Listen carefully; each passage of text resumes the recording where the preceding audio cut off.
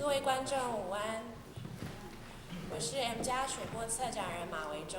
今天很欢迎大家在一个星期天的下午跟我们跟两位梁老师谈这个水墨美学还有生活。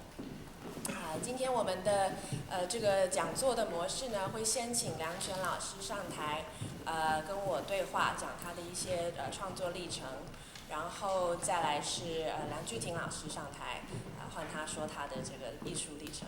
之后呢，我会和两位艺术家一起做个对谈，之后再开放给观众发问提问。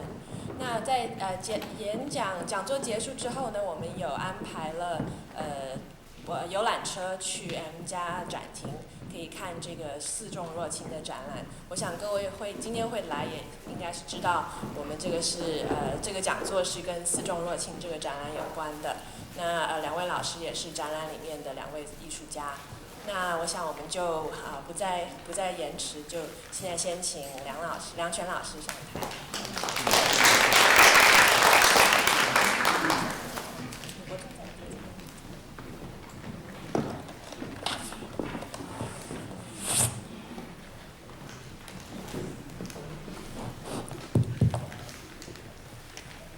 梁老师好。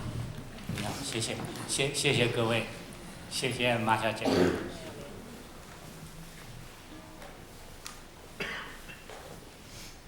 梁老师现在是住在深圳，其实他在深圳已经从95年就住在那里了，对吧？对。那老师可不可以跟我们先说一下，就是您的从什么时候开始接触艺术的？我小时候在那个少年宫，在上海的时候，少年宫里就开始接触艺术，学画。当时现在想想，当时是很好的日子，因为当时全是免费的。不像现在每个小时都要多少钱？现在小孩子进少年宫学画都要交钱，当时我们是免费。那后来是经过少年宫之后，您是到了杭州的中国美院求学是吗？对，当时在中国美院附中读书考取了，然后就在那里一直留在杭州读书。为什么会想要走艺术这条道路呢？当时就是喜欢。没有任何的其他，就是觉得喜欢。因为当时你知道，当时在大陆所谓画画，也就是能参加一个展览，或者报纸上能印一张小的豆腐干那么大的画，已经觉得是天大的荣幸。您是曾经在报纸上登过吗？对，我10几岁的时候有一次登过一张画，在6·1儿童节，在上海一份那个叫《解放日报》上登了我一张小画，旁边有一个画家说小朋友梁全画得很好。所以因此您就走上了这个艺术的路线。是的，因为那次现在10几岁，我当时想，我是若干年以后看到书上讲一种高峰体验，我觉得我在那时10几岁那天，我真体会到高峰体验，因为我那天看到报纸上登了我画以后，我感觉整个一个上午，一个人在空中就在飘，六神无主的，很兴奋。还好有登出来，我们才有看到您现在作品的这一段。那在杭州美院之后，您其实很早就到了美国去，是吧？1980年就去了美国。对。那可不可以跟我们谈谈这件作品？1982年的作品是在旧金山在旧金山就读。这个叫做 San Francisco Institute of Art， 对不对？不是 Academy of Art。对。在那边就读请问您在当时是读什么科系呢？我当时主要是修版画。当时我去的时候，简单的说，我当时认为，当时中国刚刚改革开放，我当时去的时候，我认为是用不到学美国的抽象画的，因为抽象画是乱画的，而且很容易。所以我要学一些版画，版画呢有很多技术，也可能以后这种技术可能能为国报效祖国。为什么会去美国呢？为什么会想要去美国呢？当时也是一股风，没有深思熟虑过，因为当时一股风嘛，正开放嘛，就试试看。那可以请您跟我们解释一下这个作品，像传统致敬，您为什么会由这样子的题材到了美国去制作？这也是后期的一些作品，都是比较小幅的。当时就是做了很多尝试，各方面的尝试。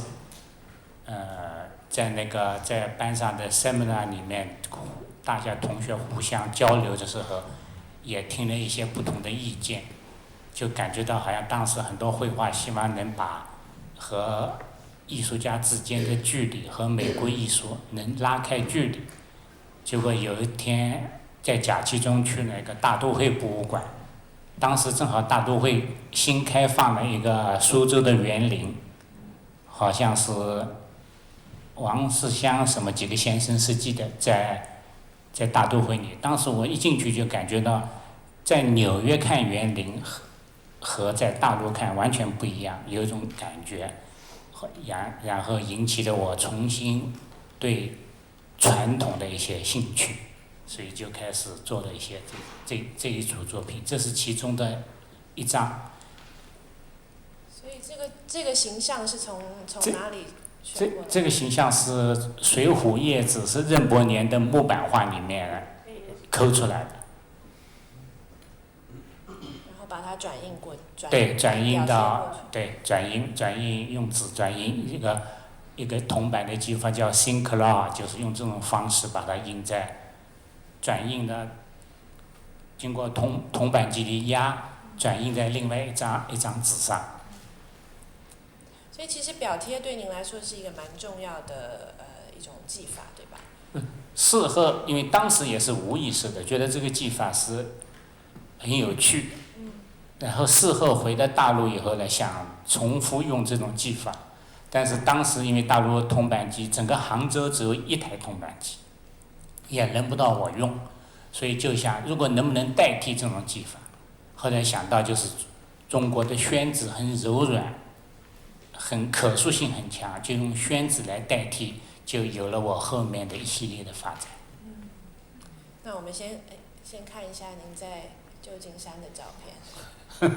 那请问我在去您工作室的时候看到您墙上挂了一个外婆的洗衣板，请问这是对您来说有什么样的创作来源，或者是有什么启发吗？这个是上世纪末的时候，我一直想在画风上有所改变，但是一直找不到出路。在上世纪末的时候回老家的时候，在搬家的时候，突然看到了几块外婆的洗衣板，我马上因为正好日有所思夜有所思嘛，然后日就有所得，就突然想到这种形式，你看上下很宽，像中国画表的天地的鳞边，中间有很多横条子，又像极简主义的一种风格，我觉得这种形式是不是可以参考？然后我就开始在这方面做了一些尝试。我想各位如果知道梁老师的作品，可以看到这个洗衣板的影子在里面啊。那您就右边这张照片在三藩市留学，当时您除了在学校学习版画之外，还和您刚刚说去大都会看这个园林。那其实在美国西岸看到些什么样的作品，对您后来的创作是不是有什么影响呢？对，因为是的，当时西海岸，当时我还有几个朋友在 UC 伯克利的美术系里面，当时因为呢伯克利当时那个一个德国艺术家 Hans Hofmann 他成立，所以他是一个很好的老师，他也一个伯克利美术馆也有他的有一个专门陈列的部分，他是一个很好的老师，对抽象绘画各类绘画有很多不同的尝试。然后从他那里发展到西海岸当时的 figurative， 就是那些西海岸的画家，然后有种 figurative 发展到抽象的，像 Deepin Kong 他们这批画家，还有一个女画家叫 Jane Brown， 后来去世的，带学生到印度去的时候去世，他们那是一批画，我当时都有受了影响。我感觉到西部的绘画比当时美国的东部好像要轻松一点，好像政治性不是那么强，可能与西部的阳光海滩有点关系。所以当时那个英国那个画家做那个游泳池的叫谁啊？David Hockney。对，他也当时在洛杉矶，也是当时那批作品，也就是当时的作品，就是游泳池。所以可能加州的阳光对您的作品也有一些启示。就是可能想画的轻松一点。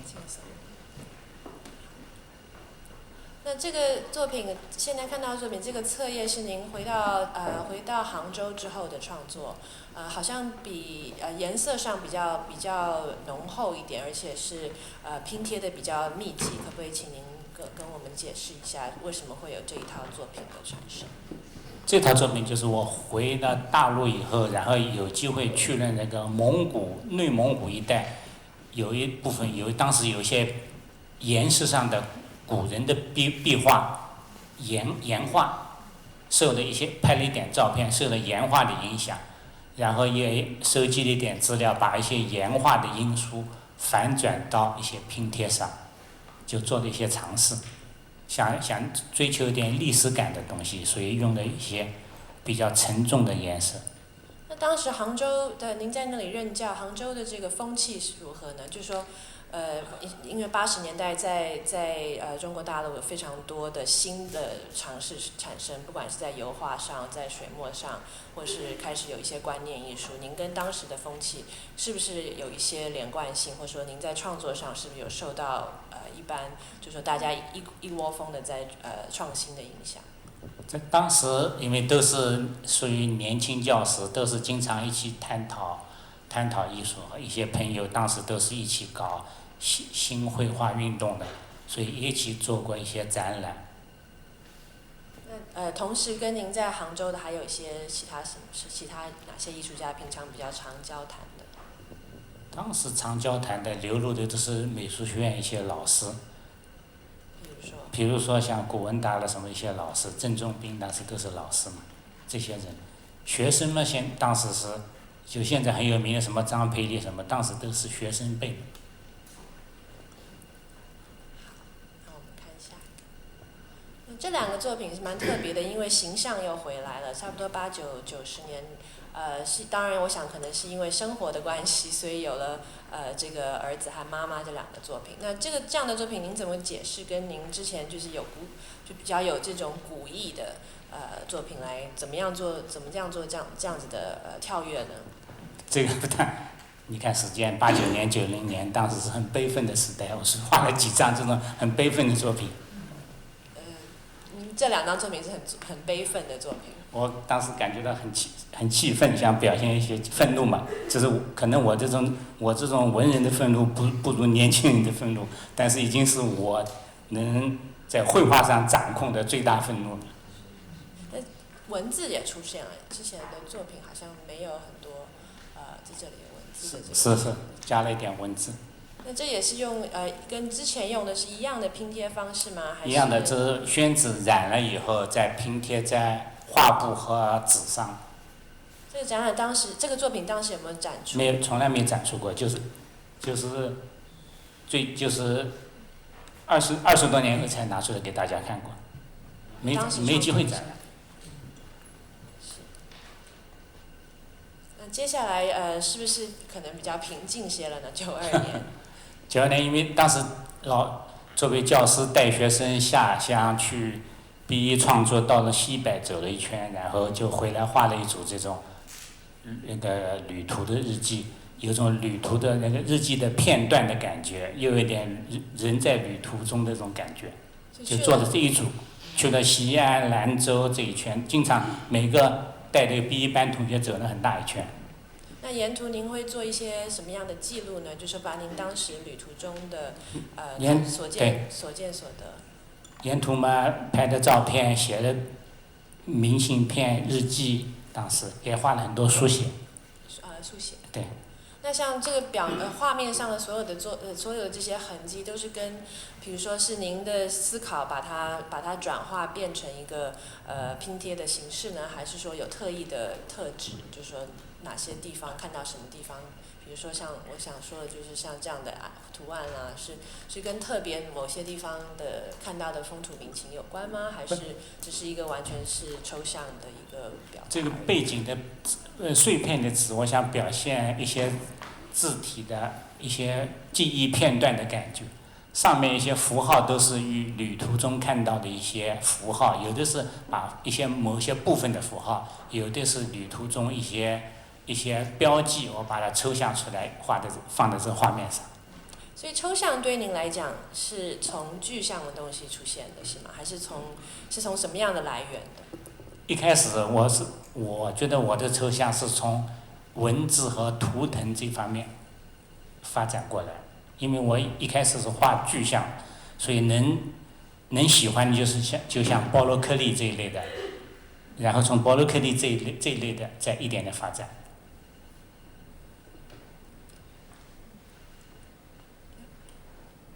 那这个系列要跟前面完全不太一样了，不再有拼贴。您这个作品是完全只用水墨和纸是吗？有没有加入其他的？没有，就是水墨纸。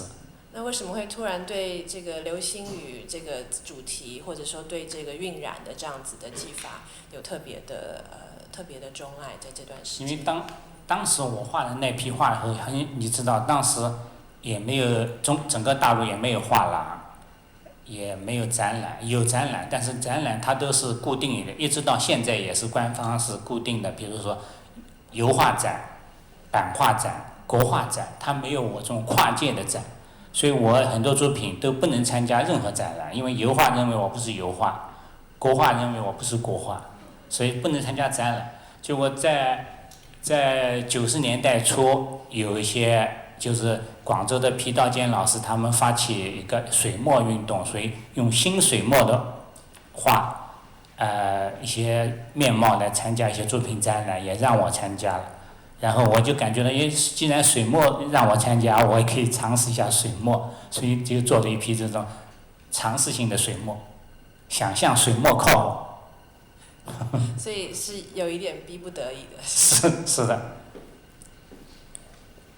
那后来这个作品您不再用水墨，还是有用水墨，但是用了一些更跟生活有关的。为什么会选茶和咖啡呢？是跟您一般生活的方式有关吗？我比较喜欢喝茶，然后在无意中在喝茶的桌面上、台布上留下了很多斑点，我觉得很漂亮，然后想把这斑点收集起来，然后就是做了一些茶。突然有一天呢，有个朋友告诉我，他说西方吉普赛人经常喜欢喝咖啡，吉普赛人可以根据你咖啡杯子你最后剩下来的那些咖啡的形状、咖啡干了以后的形状来算你的命。他有专门这个学问，所以我感觉到咖啡的这种记忆没有什么不可知的东西，所以尝试了一点咖啡点在画面上，纯粹是。所以是茶和咖啡融在一起在。不是，是有的部分是茶，有的部分是咖啡。大家一定认为是咖啡是深的，其实咖啡没有茶深，最重的颜色都是茶，咖啡还是淡淡的。这个是咖啡，这个是咖啡。所以这个作品花了多久时间做呢？这个作品花了大概几个月吧，就是干了以后再弄，干了以后再弄。所以其实也是对您的生活一个时间的一个刻画，一个记录吧。也是一个什么，也是一个很幸福的过程。是。那为什么会特别选？因为这个作品很大，快接近180公分。您当时是有一个怎么样在展示上，或者说为什么要做这么大的作品？因为平常在喝茶是一个蛮小的一个桌面嘛。不是，当时正好家里地板上有这么大的空间，就做了以后也没有展览，在 M 家第一次展览。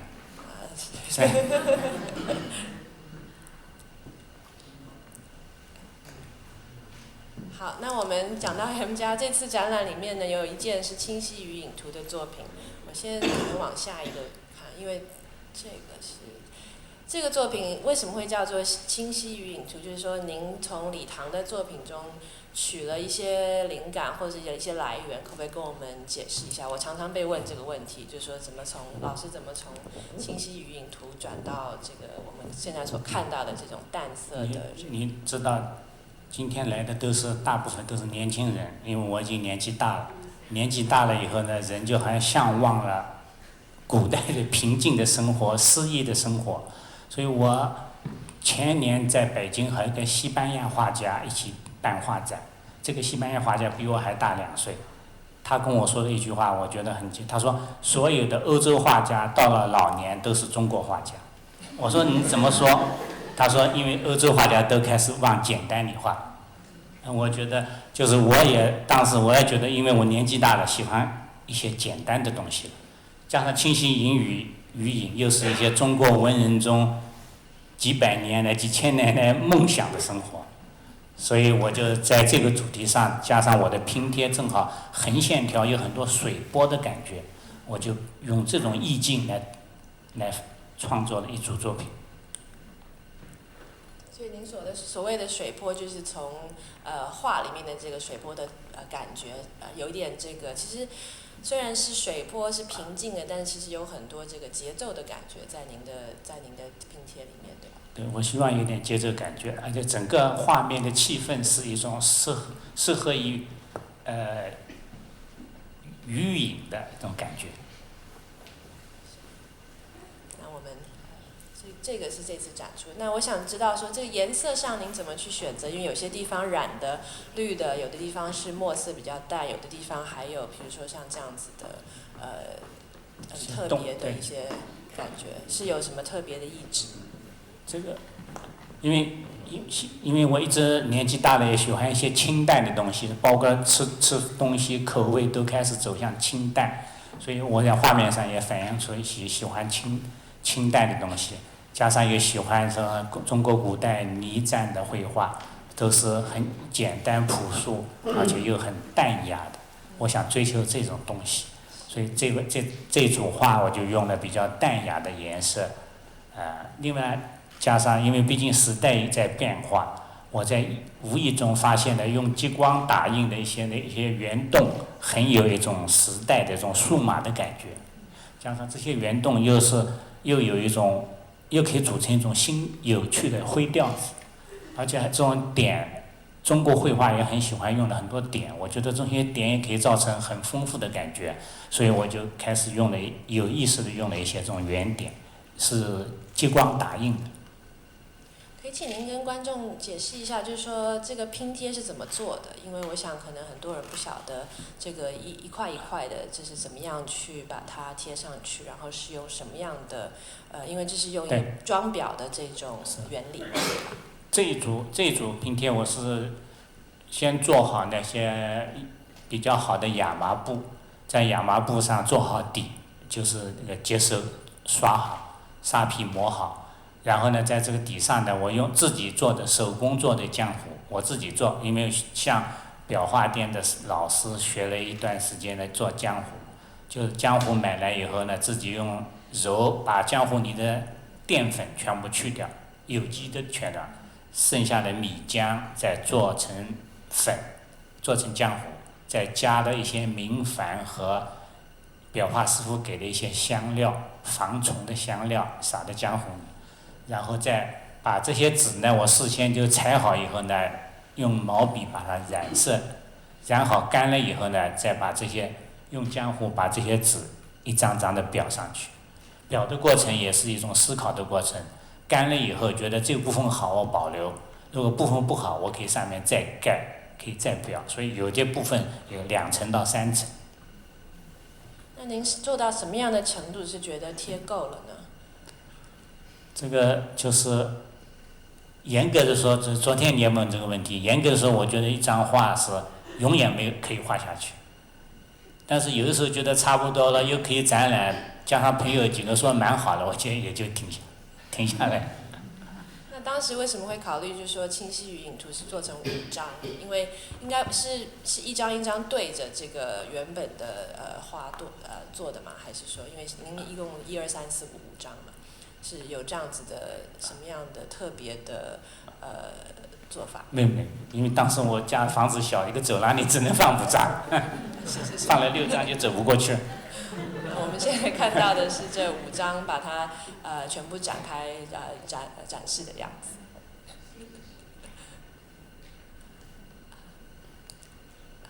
那这是最近的作品，2015年、16年比较小的，好像感觉像是大张作品的局部。那可是这次这个展览，您又放了，等于说在空间有一个空间的感觉，像你旁边看到竹子，好像您可不可以解释一下为什么会好像用装置的方法来表现潇湘八景？潇湘八景，因为也是一个我很喜欢的主题，是吧？从最早的董源画的潇湘八景，我觉得也是个永恒的，文人向往的一个空间。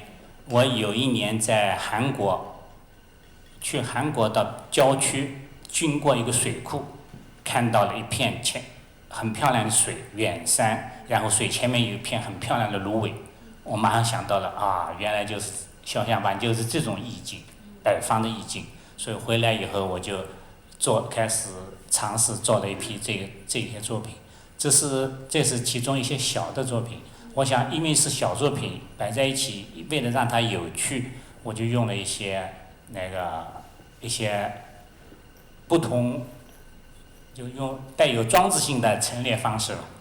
这个桌子毛做了什么事？当时在北京一个蜂巢画廊展览的时候，蜂巢画廊的几个头头也在这里，他们很支持，专门为这个展览种了几百棵竹子，然后在展厅里，所以这个效果现在显得更优雅。这是潇湘八景的，就是局部啊。那这个还是用刚才您所说的这种表贴的方式吗？是的。这还是用激光去？这有些是画的，这些点是画的，那上面的点是激光的。是。那为什么突然会有圆形出现呢？好像本来大部分都是都是比较直线，对，增加了一点弧线。我想，不要那么刚硬嘛。这个好像也是最近的作品啊，它做成屏风的，而且好像把之前所有的技法，包括有材料，包括有茶，包括有拼贴，都加在一起。为什么会突然？是不是对空间有一个特别的想要尝试的欲望？这就是在前一个展览上，我就是用了我的茶点，这个就是打印出来以后做了一个屏风，我觉得很有趣，然后就开始这个是真正的手做8面，做了有大半年，做成一个屏风，就陈列一下嘛，就是想造成整个一个空间有一个场的感觉。但是这个屏风125公分高，并没有太高，所以也是并不是想要把一个空间好像完全隔离成2个地方。是的，如果你再高的话，就变成一堵墙的话，就看不到对面。所以没有这个隔间的。茶空间，它有一个在隔间里面隔一块小空间，有这种感觉。所以这是局部，看到这个局部我看到您这个有一些这样子的格式的这个是为什么会刻意留着给观众可以看得到？没，这个就当时做稿子的时候就是我想把这些茶点排列的激烈一点，有一点次序的感觉，但是在排列过程中呢，我想有一点空白的，就有点空，有点密啊。就不让它排得太整齐，所以留出来一些空白的地方，也就保持了它们原始的样子，就没有把那些铅笔线都擦去。我觉得保留一点痕迹，这个画面会更丰富，也很漂亮，也很亲切。好，我们差不多今天跟您现在前面一段谢谢啊，所以现在换另外一位梁老师，然后我们在一起，谢谢梁老师。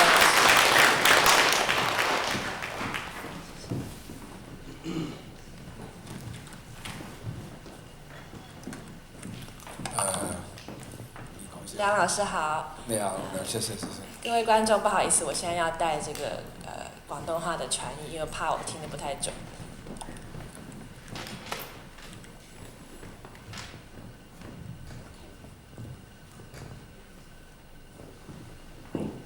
好，梁老师您好。谢谢伟忠。我想也请您先，我们刚刚也问过梁全老师在就是求学的过程是怎么样一个阶段。那您的这个艺术历程跟很多艺术家的不同，可不可以请您跟我们分享一下？您刚怎么样会栽入这个艺術的這段道路的？最早什麼時候開始？我最早咧就64年開始畫畫㗎。咁咧我畫畫嗰陣時咧，所謂唔係畫嘅，都係亂搞嘅藝術，亂搞嘅畫。咁啊，我個最重要嘅老師咧係呂壽琨。咁啊，呂生俾我真正嘅藝術嘅道路咧，其實唔係教我畫畫㗎，係教我做人同埋做藝術嘅態度。呢兩個問題咧係相當之重要。到而家咧，我都係揸住呢個精神咧嚟喺個藝術創作裏邊咧，係作為我一個即係重點。咁喺之前咧，我學畫畫咧，跟呂生咧就冇學過揸毛筆，乜嘢都冇，就只不過咧係用一啲墨、一啲紙嚟去移印一啲練習嘅作品。咁喺當時練習嘅作品期間咧，我會係睇到一啲外國嘅雜誌嘅，因為我較為同一般一些畫家咧係有啲唔同嘅。咁我嘅成長嘅過程咧，差唔多咧係自己喺學校，就自己係學生，自己係校長㗎啦，即係全部都係自己自學嘅。咁我學畫畫睇呂生畫畫嘅時候嘅地方咧，就係雅苑畫廊，即係而家漆咸畫廊。咁啊，即係而家漆咸道天主教教堂後邊有間畫廊嘅，咁嗰個係外國畫廊。咁啊，呂生每星期五咧就喺嗰度教畫，咁我每星期五咧就攞啲畫俾佢指導，同埋咧邊張好邊張唔好，點樣設個空間咁樣。跟住咧，我哋開始做成一個好熟嘅老師同學生嘅關係。咁我哋經常傾偈啦咁樣。咁喺呢個持續呢段時間嘅時期咧，大概有2年嘅時間。之後咧，黃無邪先生由外國翻咗嚟咧，就開始咧搞咗一個設計嘅課程。咁嗰陣時我開始咧就放棄水墨畫，就然後去進入去設計嘅學習。咁呢個設計學習咧，都係一個好重要嘅里程碑嚟㗎，因為設計裏邊咧有空間啊，有色彩啊，有立體啊，有其他嘅嘢。咁呢啲咧都影響到我喺而家嘅繪畫裏邊嘅前因後果嘅因素之一。不過咧，我覺得咧，就我跟呂生除咗去啟蒙我做人咧，但當時嚟講咧係最重要咧，因為呂先生咧係一個好傳統嘅水墨畫家，而且咧亦都係探索新嘅水墨嘅開創者。喺呢方面嘅時候咧，佢經常談到咧一個問題咧，傳統中國畫咧嗰種重要點係點解會咁重要？點解啲人要師古，然後咧就師造化呢兩個者嘅關係嚟去探索所謂中國嘅水墨畫同埋中國傳統畫嘅關係。咁由於設計嘅關係嘅時候咧，咁我讀完設計之後咧，我有機會1975年咧就第一次踏入美國咧，去真正睇美國嘅現代藝術。之前我喺畫院畫廊睇嘅咧，所有咧都係雜誌嚟嘅。老師，我們先等一下，因為現在講到呂壽琨先生，我想我們從這個作品先說，好吧？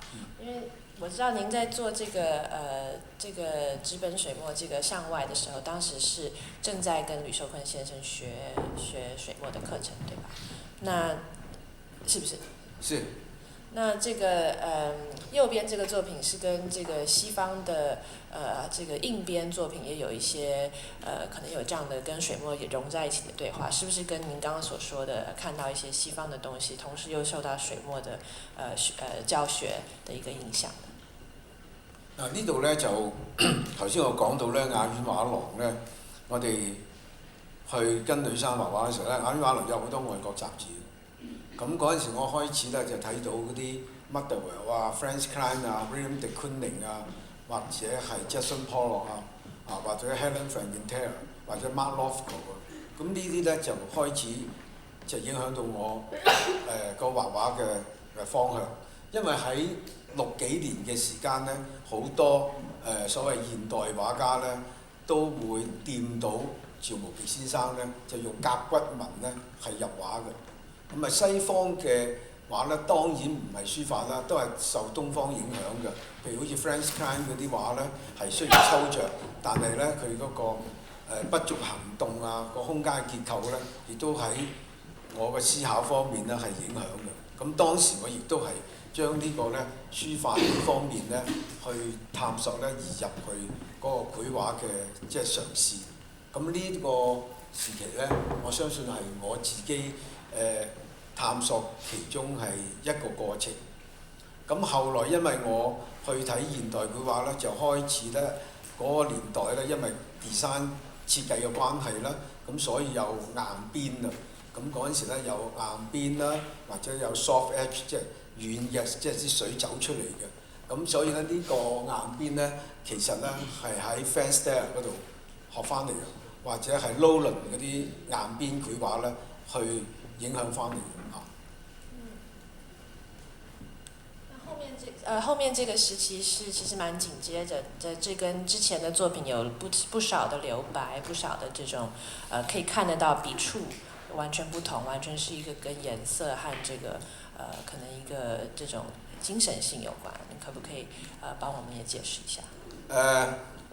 喺呢個74年呢，我未去美國踏入現代藝術嘅真正睇嗰陣時候呢，嗰陣時啱啱又興起另外一個即係繪畫啦，就叫 minimal art， 即係簡藝術。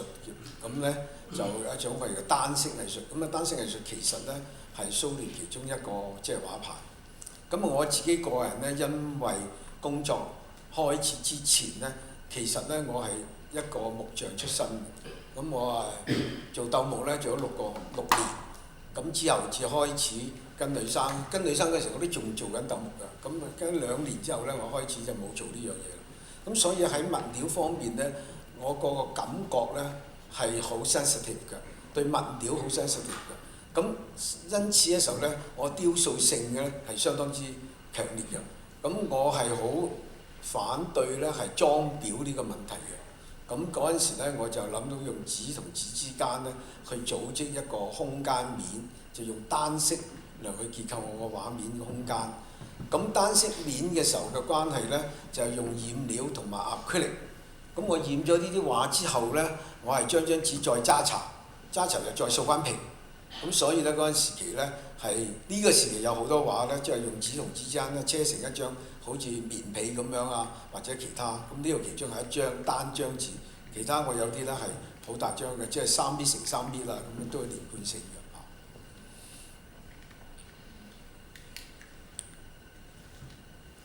我們這中間跳了15年啊，但是跳到您這個回到水墨這個非常傳統的媒材，到比較純粹。但請問這個時候是什麼樣的情況促使您又從這個水墨，而且我看其實是跟這個繪畫的這個肌理紋理非常有關的，是如何跳躍到，或者是如何走到這一步的？但喺呢度呢，我首先呢再講清楚啦，其實到呢個88年嘅時間之前呢，我都有好多其他嘅作品，因為呢個係水墨講座，咁唔緊要。不過我可以話俾觀眾聽呢，其實呢，我係自學呢油畫、版畫同埋雕塑。咁如果在知道我嘅雕塑呢，我 public art 呢都好大嘅雕塑。咁呢幾方面嘅過程呢，我覺得藝術家有啲藝術家，例如我呢，係經過咁多個其他物料嘅探索。咁喺呢個探索嚟講呢，咁以下呢，你會睇我作品嘅時候呢，就之前嘅探索呢係影響我而家嘅創作啦。譬如例如頭先嗰張單色嘅紙，其實都已經係開始係現成物料嚟嘅，就係一張紙。咁嗰啲紙邊呢，就用衣車嘅。咁啊，大家咧就唔好忘記啦，我依車都識踩嘅，我係可以用電動車或者腳踏車都可以車子車成。咁我同女生講咧話，我唔最怕咧係裝裱，我中意啲嘢咧係做完就完了㗎。咁而家我都係有啲觀念啊，好似你見我啲畫咧，將來見到咧，成張紙掛出嚟咧就唔裝裱就咁掛住就算㗎啦。咁呢樣嘢我覺得咧，我覺得我自己嘅感覺咧，喺雕塑同繪畫之間咧係互相去融合同埋建立嘅啊。咁啊水墨咧，真正又要翻去水墨嘅時候咧，其實咧，我老師係1975年過身，咁啊85年咧就係10年，咁10年之後咧做咗一個水墨展，咁我嗰陣時做嘅水墨展咧就即係都係就咁油黑佢啊一片啊，搞抽象觀念空間咁樣。不過我發覺咧呢樣嘢咧，就喺我自己嚟講咧，如果我才子以往落去咧，咁我究竟做咩咧咁樣？咁因此嘅時候咧，我重新開始咧，去翻傳統學習，去國內寫生，去國內拜訪其他我啲啟蒙老師，例如張丁啊、阿明啊，或者其他啲長輩咧，我都好熟同佢交往。由於呢個關係嘅時候咧，我亦都記起雷生有一句説話啦，就係話：當你喺水墨創作唔到嘅時候咧，你最好咧就翻去臨畫。咁我就好警惕到呢一個字眼。咁而家咧我都係會翻去臨畫，然後再創作，臨畫再創作。咁稍後咧，你會慢慢見到其他嘅即係演變。咁呢個時期咧，我就係將水墨咧同我以前所謂有書法嘅關係咧，係一路都連帶一體嘅。咁嗰幾筆黑色咧係先寫嘅，好似寫書法咁樣嘅感覺，但冇寫成形態嘅文字。然後咧，其他啲線條咧就拎起支毛筆咧去繪寫嘅。咁我覺得咧喺中國傳統裏邊咧，筆墨嘅繪寫咧係好重要嘅。除咗筆墨繪寫，仲有其他嘅因素。咁呢個因素咧就係話個人嘅學養同埋個人嘅深化，個人嗰種境界呢個咁嘅氣韻咧，係一路存在喺我自己嘅呢個過程嘅路途咧，係相當之重要。咁所以呢張作品咧，嗰陣時咧都係屬於一個開始喺正式嘅水墨嘅筆墨裏邊嘅探索其中一個起步嘅階段啊。咁喺水墨嘅問題嚟講咧，因為我一路研究水墨嘅時候咧，其實水墨裏邊咧同傳統有好多問題，除咗文人畫或者咩都想，其實咧水墨同材料咧都發生好大嘅關係嘅。墨本身嘅問題啦，墨色嘅問題啦，墨色嘅氣韻啦。咁另外一個問題咧就紙嘅問題啦，紙亦都影響一張作品嘅出嚟嗰種氣韻嘅感覺。咁所以咧，我而家所收藏嘅紙咧，可以夠我呢輩子都畫唔晒會走嘅，即係多到咁緊要。咁因此對紙嚟講咧，我相信我都會好熟，咩竹紙啊、皮紙啊、炭皮紙啊咩紙。咁啊紙唔係淨係用中國嘅，韓國有、日本有，啊甚至尼泊爾嘅紙我都會寫落去。即係每種紙咧，令到藝術家創作喺水墨嘅方面咧嘅筆墨嘅氣氛咧，同埋個氣韻咧，有好大嘅空間嘅感覺唔同嘅。因為紙質嘅關係咧，亦都影響到墨色嘅一種變化。咁所以我喺呢度咧，好強調水墨咧嘅紙同墨嘅本身嘅物料嘅問題。當然仲有其他嘅創作嘅觀念啦。咁呢個創作觀念咧，就同我哋所睇到嘅嘢一般，所謂多種嘅藝術維他命，就話我哋點樣聽音樂啦，我哋點樣睇戲劇啦，同埋我哋點樣睇新聞啦，點樣最緊要就係我哋點樣揸住你嘅手機。所以而家稍後咧，你會見到我有好多畫咧，都掂咗手機裏邊嘅問題。咁究竟點樣掂法咧？咁我以下慢慢大家可以交流下。呢一個咧就係我開始咧對呢個自然觀嗰種感覺。咁有一次咧，我就同幾個朋友咧就去西藏。咁啊呢個西藏嘅旅途呢，係俾我一個好大嘅自然嘅感受，因為西藏嗰邊啲山呢，同我哋華東啲山呢，其實係兩件事嚟㗎。西藏啲山呢，係好似火成岩咁樣，係深黑色，同埋路途裏邊呢，我哋會遇到好多啲雲煙啊，同埋山石嘅變化，或者我哋點樣喺二郎山咁高嘅路程，去點樣睇一種自然嘅種感覺。咁我將呢個自然嘅感覺呢，係會銘記於心呢，然後翻去慢慢去即係轉化去表達。不喺呢度時期呢，我亦都畫得唔係好好㗎。其實我一路畫畫都覺得自己畫得唔好嘅，真係先有得繼續畫。其實呢張畫都唔係畫得好好，因為點解呢？又大筆大墨，咁啊當然我梗有幾行等落去㗎啦咁樣。但呢個係一個，我覺得係一種形式嚟嘅，唔可以再能夠即係代表到啲乜嘢。咁變咗呢，就係一個過程嘅畫喺藝術家過程裏邊呢，係一個重要。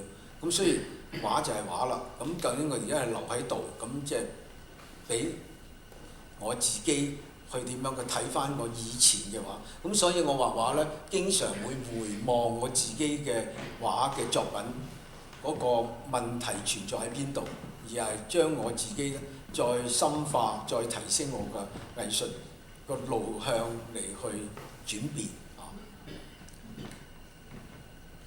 這段到從這個前面去西藏到後來這個魂變，您看這個作品的尺寸也變更大了，然後有介入空間的感覺，可以請您嗱呢個呢，呢一張畫呢，係2001年嘅時候呢，我其實呢就開始就決定喺2000年呢之前呢，我作為我嘅前因後果，前因後果呢係喺我2000年以後，因為2000年以後呢，我就畫一條線呢，我以後嘅路向呢，就會將前因所學嘅嘢呢，喺後果裏邊呢，係加以嚟去繪畫嘅知識，所以繪畫方面嚟講呢，等於數學加減乘除係好重要嘅。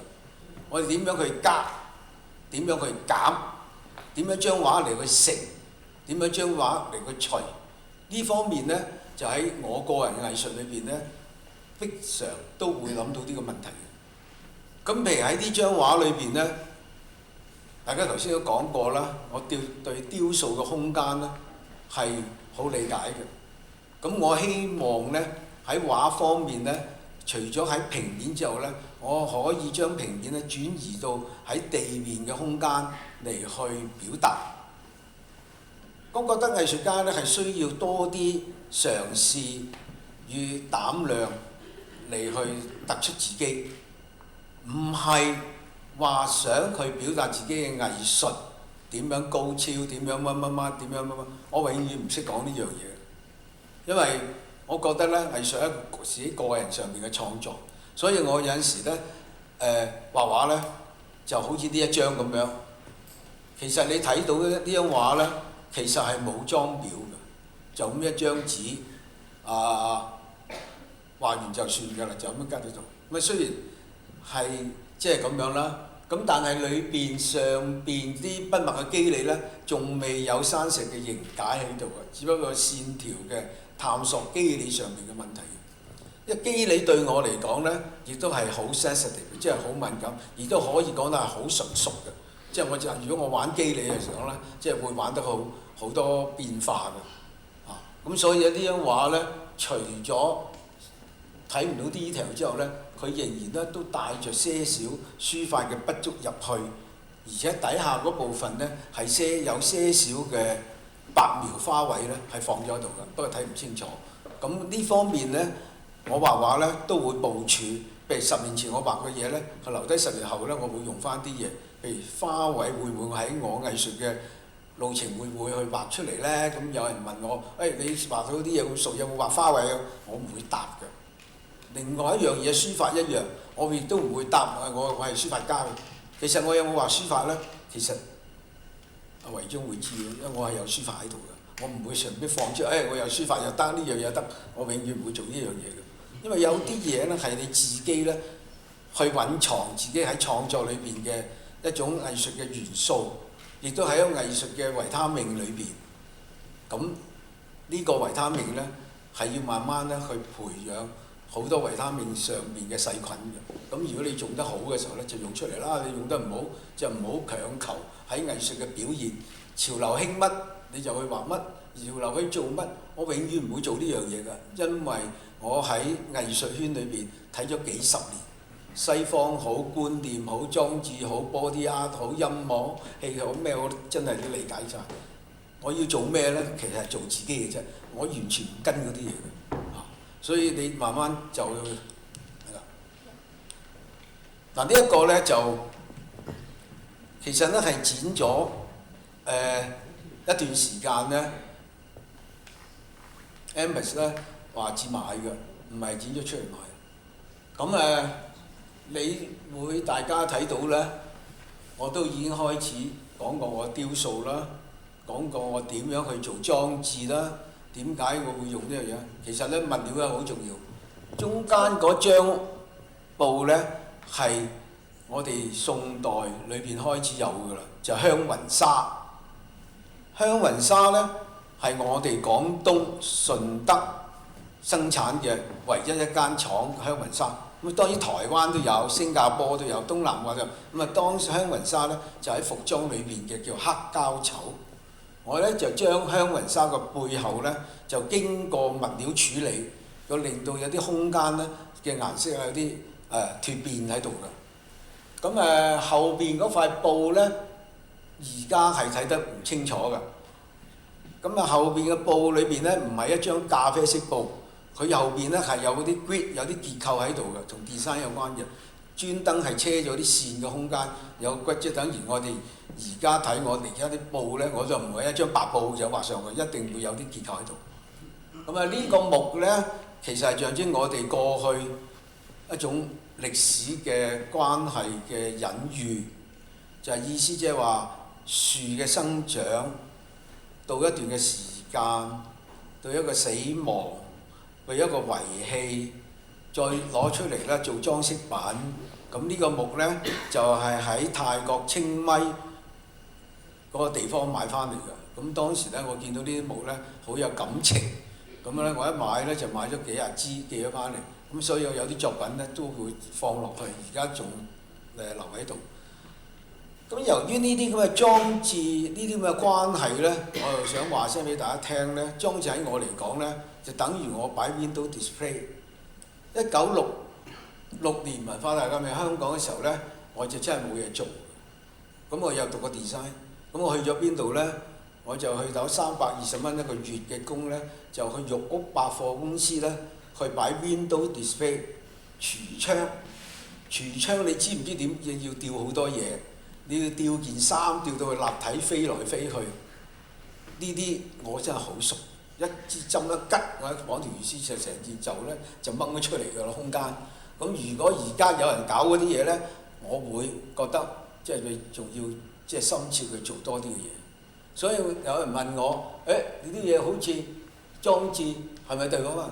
冇，因為啲西方啊任何嘅藝術都係你嘅維他命嘅，所以唔使理嘅，你中意做乜就做乜，係嘛？咁所以咧有陣時咧藝術咧就應該係多方面嘅嘗試。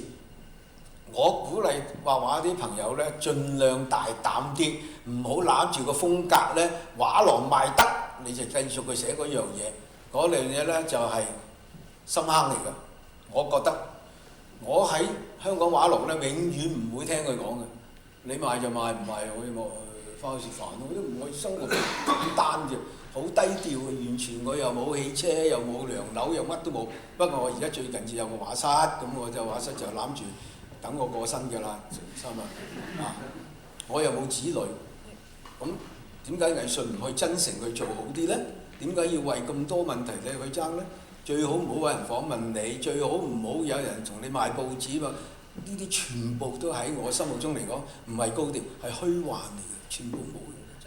最緊要呢，呂秀根話俾你聽，你講乜都冇用，最緊要拿出作品來，大家睇下，即係咁樣。呢個係最真誠嘅。咁嗱呢一個呢，2005年咁或者我同阿梁全老師咧就有啲吻合啦。呢啲咖啡色上邊嗰啲咧，真係24味，24味涼茶。所以我見到 Ambus 有個小妹妹搞啲咩6味地黃丸嗰啲，2005年啊，24味嘅。你知唔知24味係點樣㗎？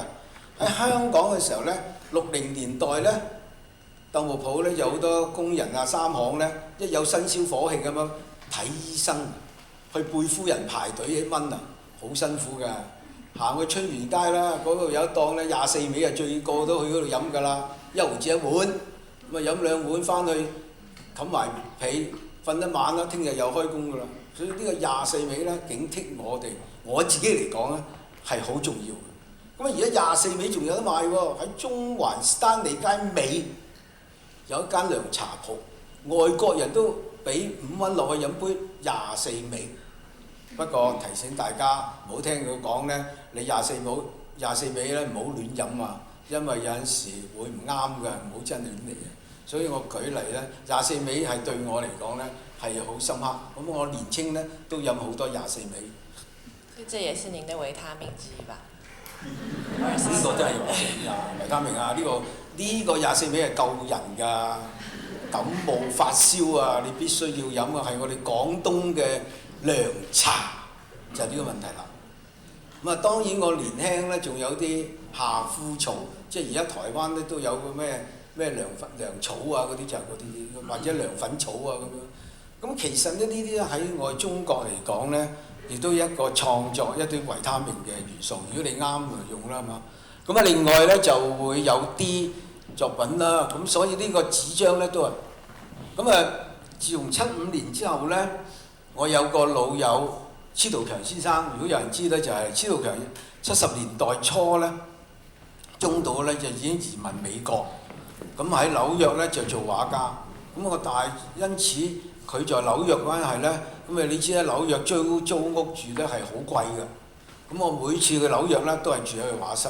咁我哋兩者之間咧就經常去談藝術，因為佢喺香港移民啊嘛。香港嗰陣時佢喺師大讀咧，每年暑假都要翻嚟香港。咁翻嚟香港，我哋成日都係咁樣玩啊，去東平洲旅行啊，4圍去嘅。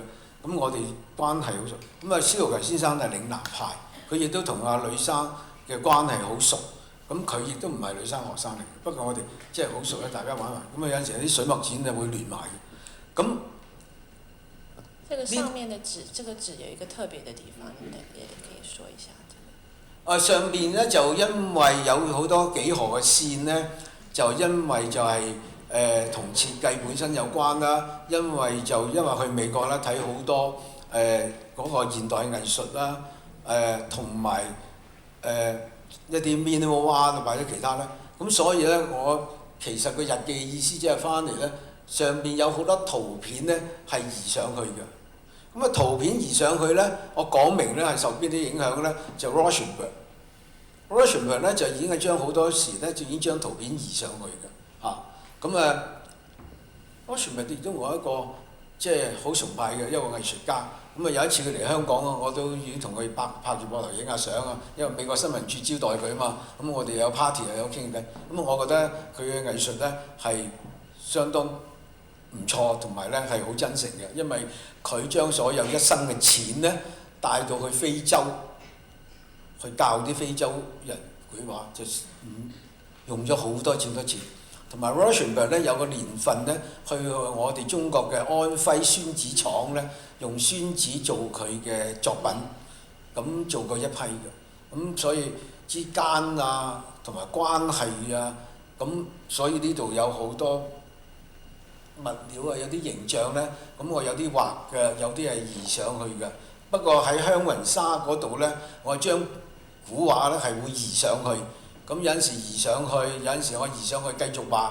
咁有啲人睇咧，就邊啲係畫嘅，邊啲係移上去咧？咁啊你自己去睇啦。咁我畫嘅同移上去都接差唔多，都你唔知邊啲真，邊啲係假嘅。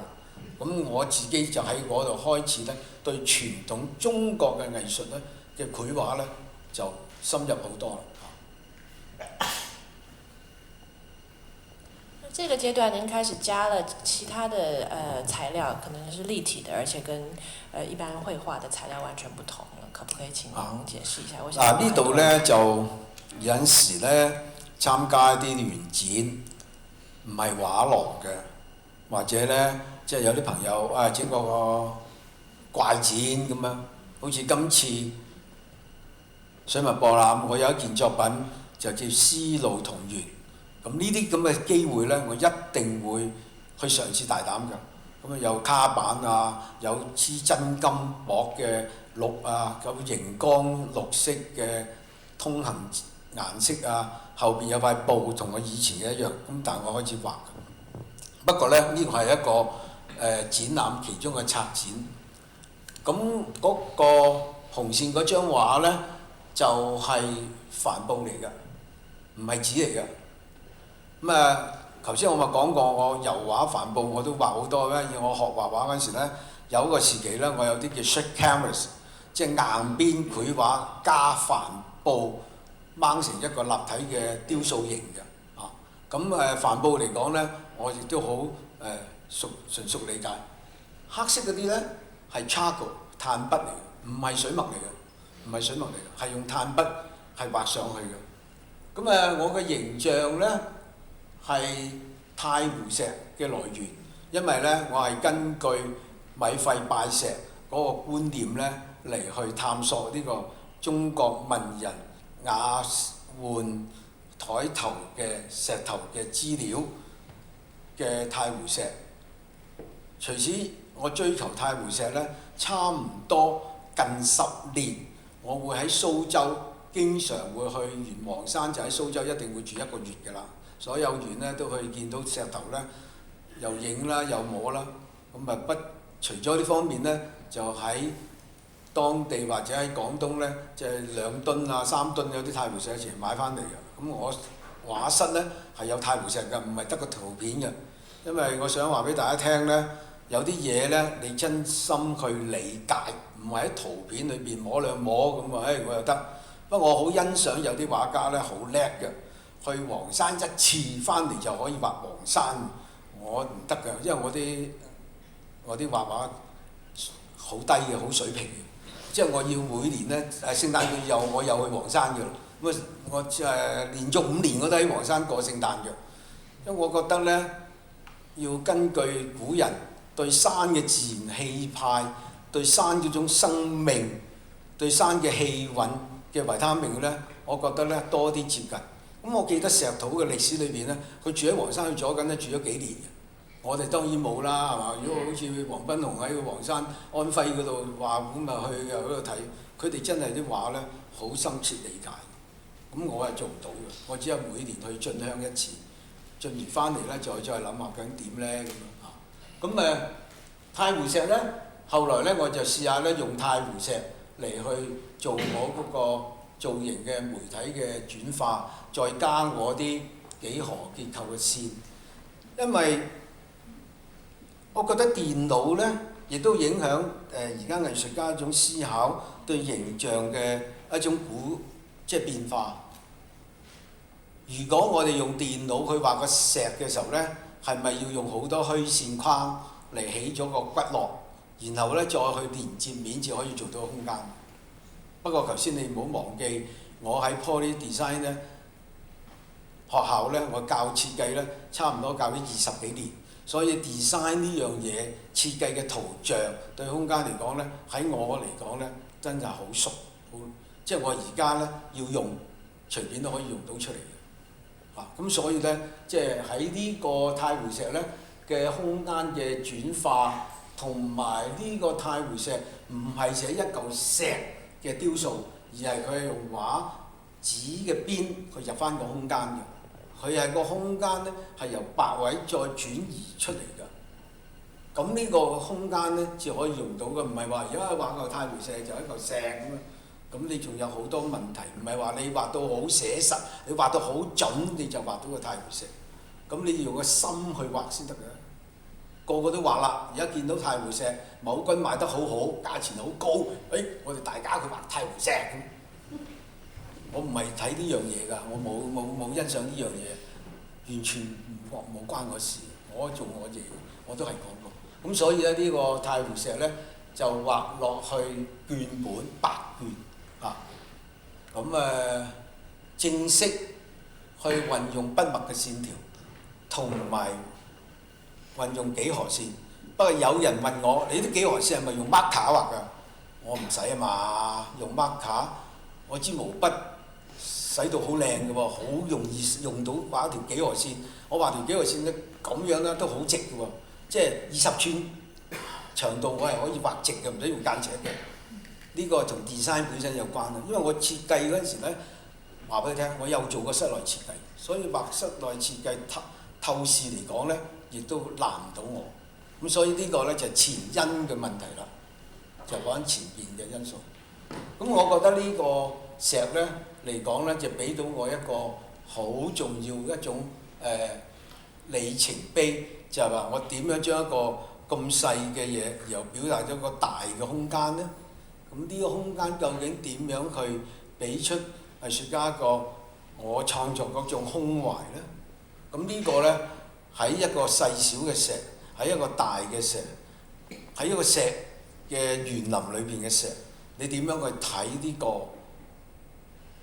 人喺呢個空間裏邊如一嚿石嘅生命點樣存在喺而家呢個時空咧？咁有冇人再去關心呢樣嘢咧？有啲人去蘇州樓苑就影張相紀念行出嚟。有個傻仔每年咧都要去蘇州樓苑咧去行2日，入完出去又翻去，因為我而家入去樓苑係唔使俾錢㗎，咁啊出入都可以出去睇下，又整個燒餅行翻入去再望下，中意睇下，中意勾下，中意。咁呢樣嘢咧係我覺得我而家係好開心，一樣嘢我而家係可以自由去做到我自己嘅想法同埋我自己嘅新嘅或者另外一啲維他命。咁啊古人有古人嘅嘢，我回想古人嘅睇法，又到我而家現代人嘅點樣睇法。咁呢個眼嘅睇、心嘅睇、腦嘅想，咁呢個係一個好重要。另外一樣嘢咧，又係一個展覽。咁呢個咧係 Art Hong Kong。咁Art Hong Kong 咧就喺英國咧 Saatchi and Saatchi 嘅美術館咧，就做一個關於香港嘅藝術。我原本咧係策展人咧就話：你去參加展覽。咁之前咧我畫咗12年片嘅，就係個 size 咧就2.5米乘70 cm。咁而家嗰件嘢都完咗，不過去咗人哋處擺喺個大堂。不過咧佢就話：喂，有個空間好高喎，你擺12年片即係有啲問題。咁咧我咧就試下咧挑戰自己，因為中國水墨畫咧最難嘅咧就係垂直畫嘅。打橫嘅咧就較為易啲嘅，因為打橫咧就即係拆頁嘅連接。如果打直咧就不是插畫，即係拆頁連接。因為打直咧，如果你唔係用 S 嘅結構或者咩結構咧，你分分鐘咧就會碌架床，即係一層搭一層，一層搭一層。咁你聽我講啦，而家你聽見有好多畫垂嘅畫咧，佢哋真係會可能就碌架床。即係一層搭一層啫，咁咪叫垂直。不過咧，我畫呢個畫嘅時候咧嘅觀念咧，其實咧就喺邊度嚟咧？就坐飛機，因為飛機起機落機嘅時候咧，睇啲山水咧係有種移動嘅感覺嘅。咁所以咧，我就會用遊觀。遊觀嘅意思即係話咧，由底下一路好似飛機咁樣畫上去觀念。當然啦，嗰個水墨嘅空白啊、空間啊、河流啊、水域啊、山形咧，係同中國傳統3段法係有一個好大分別，因為佢係會其他嘅景咧都係有個焦點嘅 point 喺度。咁呢一張咧就係1米，咦唔啱喎，1米4乘11米，1米4唔緊要唔緊要，不過話聲俾啲同學，係一個大嘅1米4嘅卷本嘅闊度畫嘅。咁呢張畫咧就托一底就冇表嘅一卷。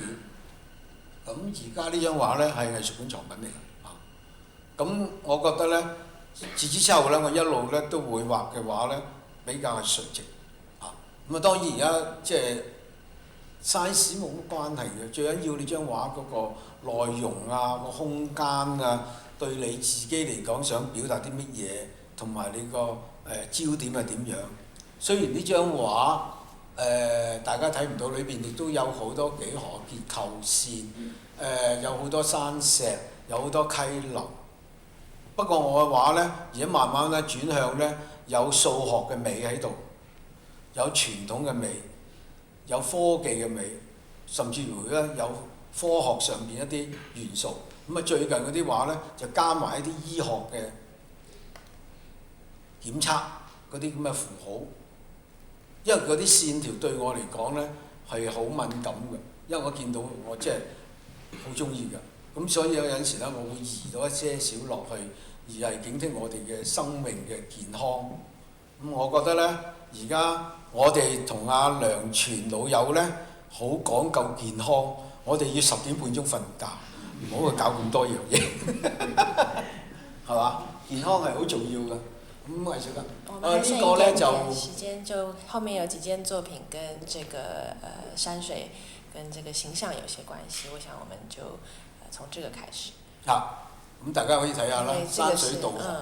咁譬如好似隔離呢一張咧，就係吳彬嘅畫。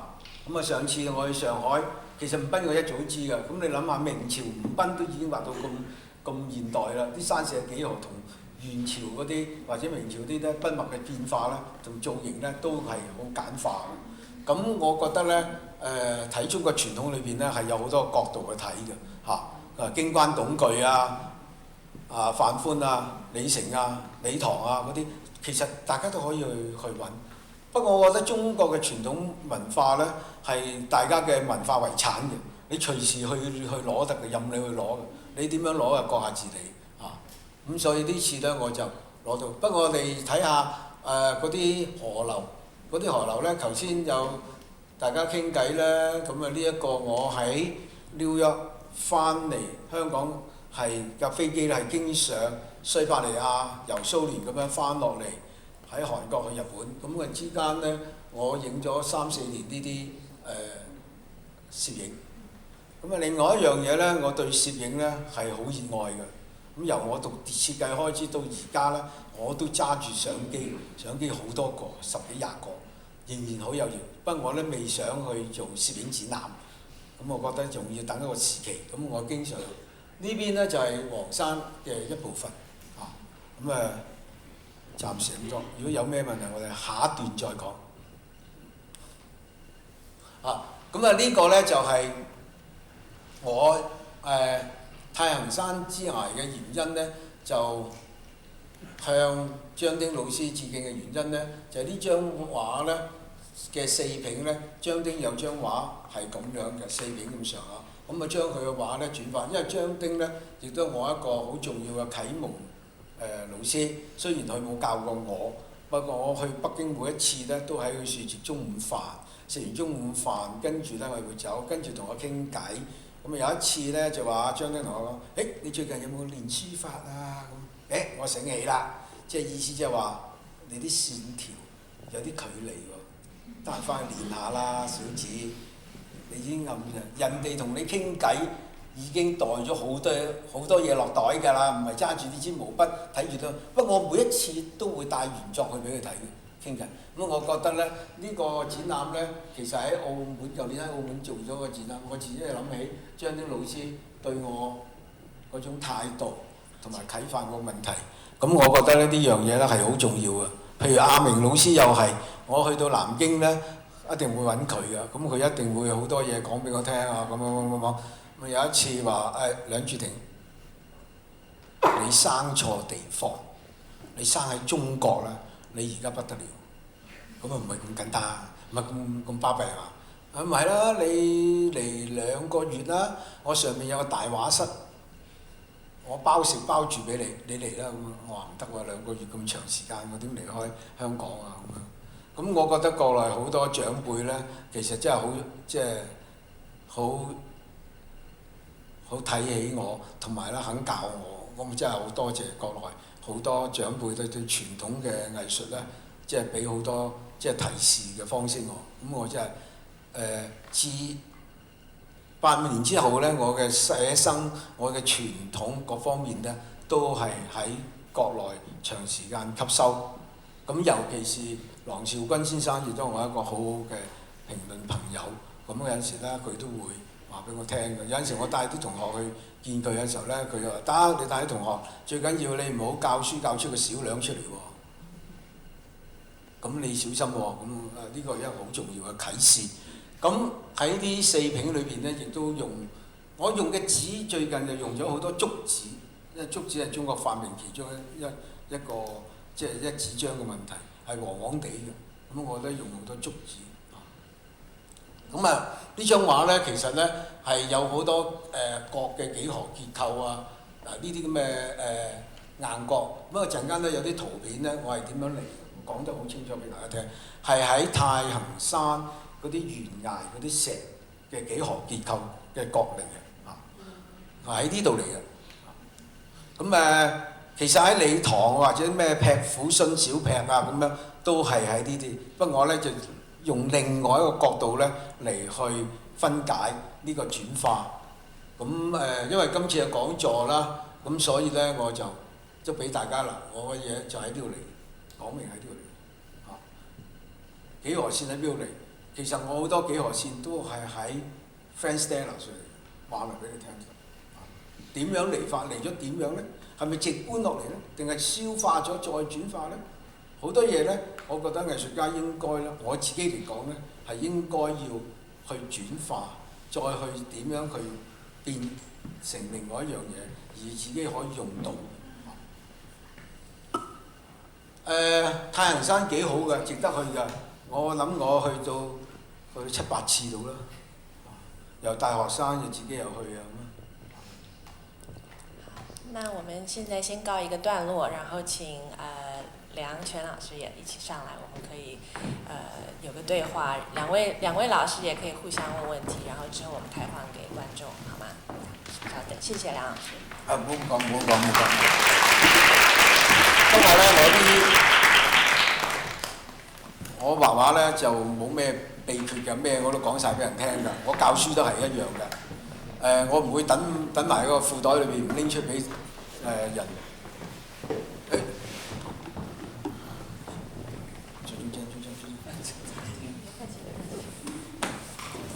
我同梁全係好好老友嘅，所以佢應該坐中間。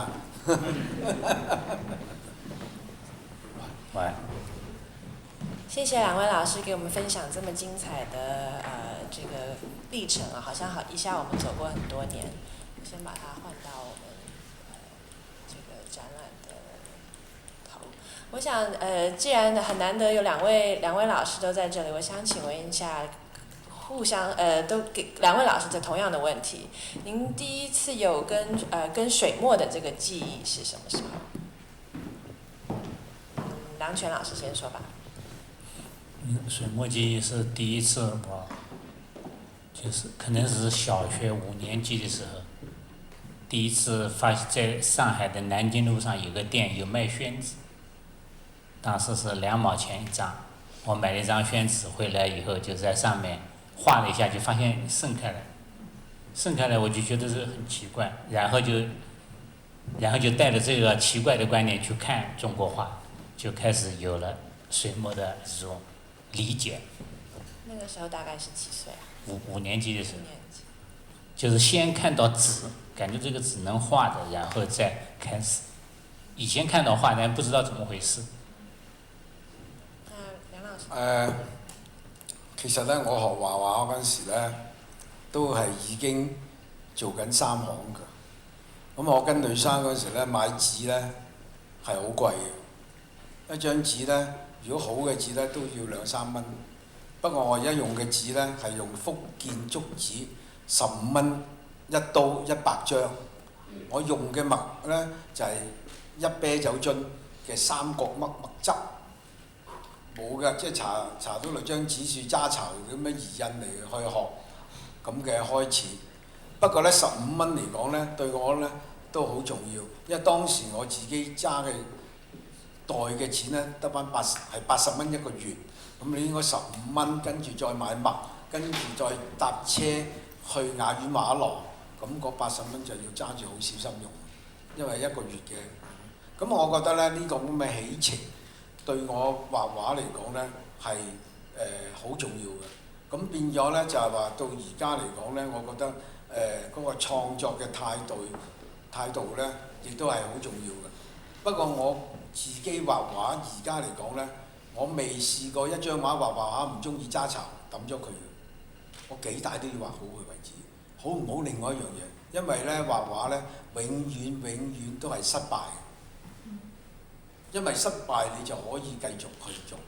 如果成功咧，你可以收工，即係唔使畫，因為我已經成功啦咁樣。咁所以咧，我覺得咧，即係畫係不停咧要去畫，同埋不停咧去提升你自己嘅創作嘅態度。同埋我而家嘅畫咧，有啲畫咧好可能咧係需時咧搞唔掂咧，我會等埋咧畫2-3個月，我再攞出嚟畫。咁11米嗰張咧，我大概咧畫咗6個月到啦，畫完停下，佢改或者佢影。不過我有個秘密咧，就話想話大家聽咧，我畫大畫咧，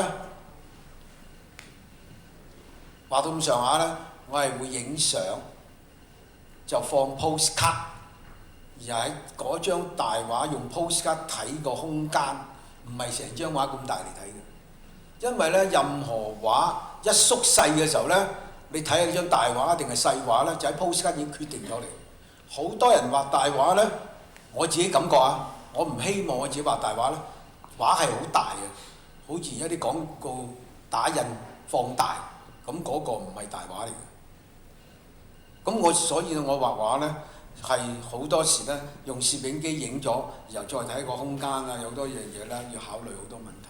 咁所以呢個我嘅過程可以話俾大家聽，我而家畫嘅畫大概都係2米、3米或者2米半乘10米。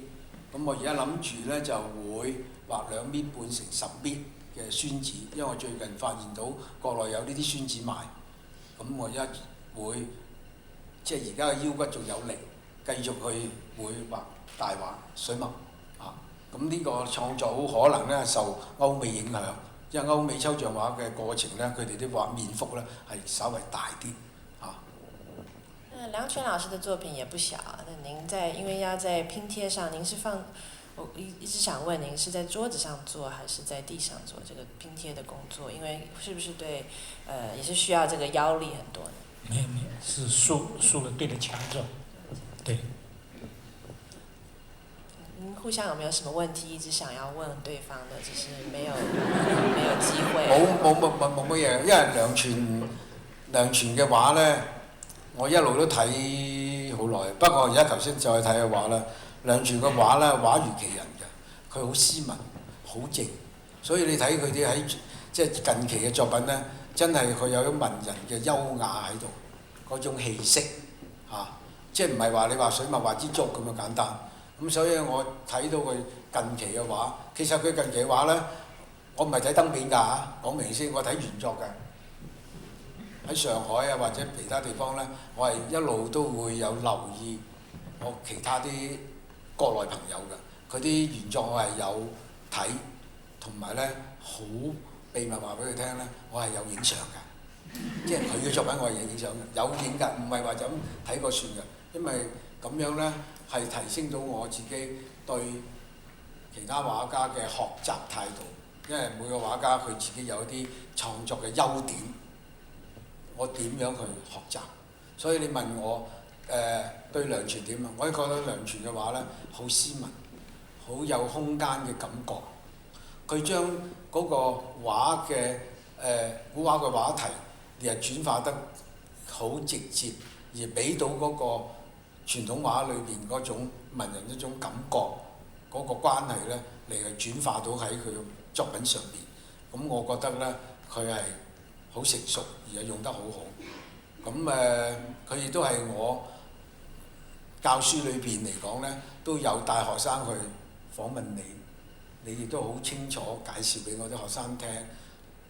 因為藝術家嗰啲技巧咧係冇秘密㗎。頭先佢講得你用咩漿糊點樣煮，你翻去都試下可以練下㗎。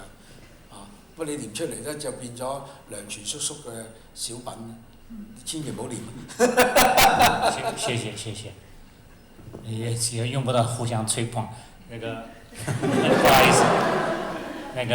唔係啊，真㗎。是，不好意思，沒什麼，我就覺得他的線條，他的話每一次我看了很多劇譜，我就不知道那些線條是怎麼弄得這麼豐富的，因為他是不是靠渲染，就是用線條來線條的皺和側刷來表現一個畫面的。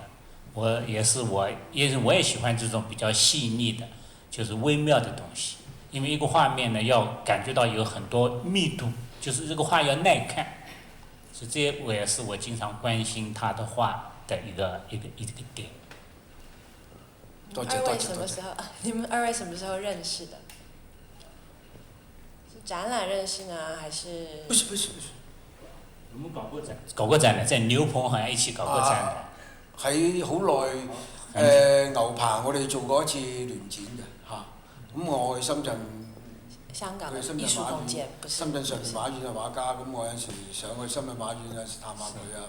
咁佢而家係退咗休啦，翻屋企畫啦，就好慘啊，冇空間畫嘅。咁都係畫到好大嘅。佢唔同我哋香港有啲北京畫家咧，就好大個空間。咁有陣時咧，我就覺得呂生都講過一句説話咧。你喺碌架床都可以畫畫嘅，你唔一定要需要大畫室畫嘅，即係你細嘅地方都可以做好多作品嘅嚇，即係唔係話大空間你就可以畫大畫。好多人咧大空間就畫細畫，細空間人都係畫大畫嚇。呢度咧常時會遇到呢啲問題嘅嚇。咁其實咧空間對唔空間咧。我覺得咧有些少問題啦，因為我自己覺得畫畫咧個空間對我嚟講都好重要，因為我自己覺得畫畫咧，我周圍呢啲皮膚啊呢啲感覺咧係有啲長係距離遠啲啦，我自己會即係個心咧係會舒服啲嘅。咁如果你壓迫啲咧，嗰張畫係小品啲嘅。咁通常我哋畫咧睇畫咧就真係睇如其人嘅。如果你懂得睇畫咧，就真係懂得睇到個人嘅。咁頭先我唔係吹捧㗎，我覺得識地睇畫啦。咁我睇到梁全嘅畫咧，真係有呢啲咁嘅境界。咁但係有陣時有啲人畫啲畫咧，好細張或者好大張，畫下都覺得啲畫咧好小氣。我哋又加啲，嗰日整啲，無啦啦畫啲唔知咩落去咁樣。咁呢啲畫咧就要慢慢練啦。點解我咁講咧？因為我每年都要教書。咁我教書啲學生咧，就由70歲到28歲，年紀好大我都教，年紀好輕都教。咁呢個關係咧，就俾我學到好多嘢。咁所謂教學相長嘅時候咧，喺呢20幾年來，我由2000年開始教水墨。咁我初教水墨咧，有人就會問我：喂，你教modern art，你點去教modern art？你點樣去教水墨啊？咁我試下教我咯，有乜所謂啫？我教 design 都教咗20幾年啦，點解唔 design 唔可以識教水墨啫？係嘛？咁主要就話教同做藝術家咧係兩件事。你教你有個方法去教，你做藝術家就係你自己嘅嘢，就唔好將你自己嘅嘢咧去教咗俾人哋，咁咧就有第二個小兩㗎啦。我即係意思，所以而家咧即係睇畫咧就睇到啲問題，所以我教書咧都係好尊重傳統，所有都要淋過傳統。所有都要去練過青玉山水，呢個佢哋基本功。我覺得基本功咧喺歷代歷史裏邊咧係好重要嘅。我教畫咧甚少示範，冇示範乜就係自己去畫，俾個方式，俾個路向你去練習。我冇示範俾你嘅，我冇俾張畫稿你臨嘅，冇啊，冇呢支歌唱。那梁全老師在教書的時候，既然梁巨廷老師分享這個教書的這個心得，您也教了很多年的書，可不可以也跟我們分享一下？就您在教學的態度上，還有自己創作跟教學這中間，是不是會有一些衝突，或者是有一些得到一些意想不到的事情？我同梁老师不一样，我当时在大陆教书，大陆教书呢，当时早期的教书是比较保守的，它有很多教育大纲，就是像我们老师要严格的按照教学大纲教，就是我当时从国外回来想创新一下，所以比如说我教了静物画，我希望学生画的静物大一点。一般的静物画当时都画40公分的，我说你能不能画1米5的静物画？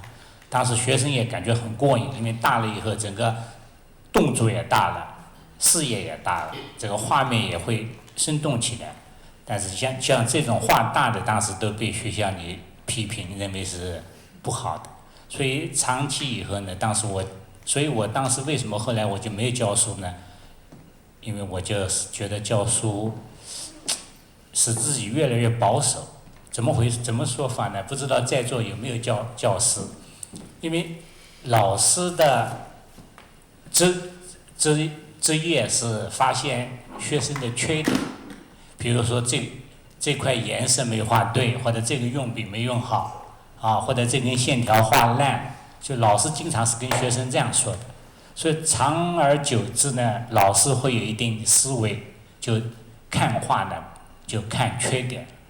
所以一些学校的老师是对社会上的一些绘画是最不服气的，因为他们眼睛里看的都是缺点，是吧？比如说你看看梵高，你讲梵高的话，形也不对的，腿也很短，是吧？但是一些老师就会这样看，因为我看到一个资料，就是像过去的剃头师傅，他走到街上，我们是看的风景，他全看人家头发长和短，然后怎么剃可以剃得更好看，就是职业有职业的病。所以我当了老师以后，我觉得这种职业病影响了我对艺术的正确判断，后来我就不想当了。但是现在的老师好像好一点，在大陆现在的教师好一点，自由一点的，不像我当时好像教学不是很自由。在教学的时候有给学生看很多，就是说您在国外看到的东西带回来给他们看吗？对，做了一些讲座的，讲了一些东西，对。那因为2位老师都非常爱旅行哦，不管是在大山大川里面旅行啦，或者说去不同的城市。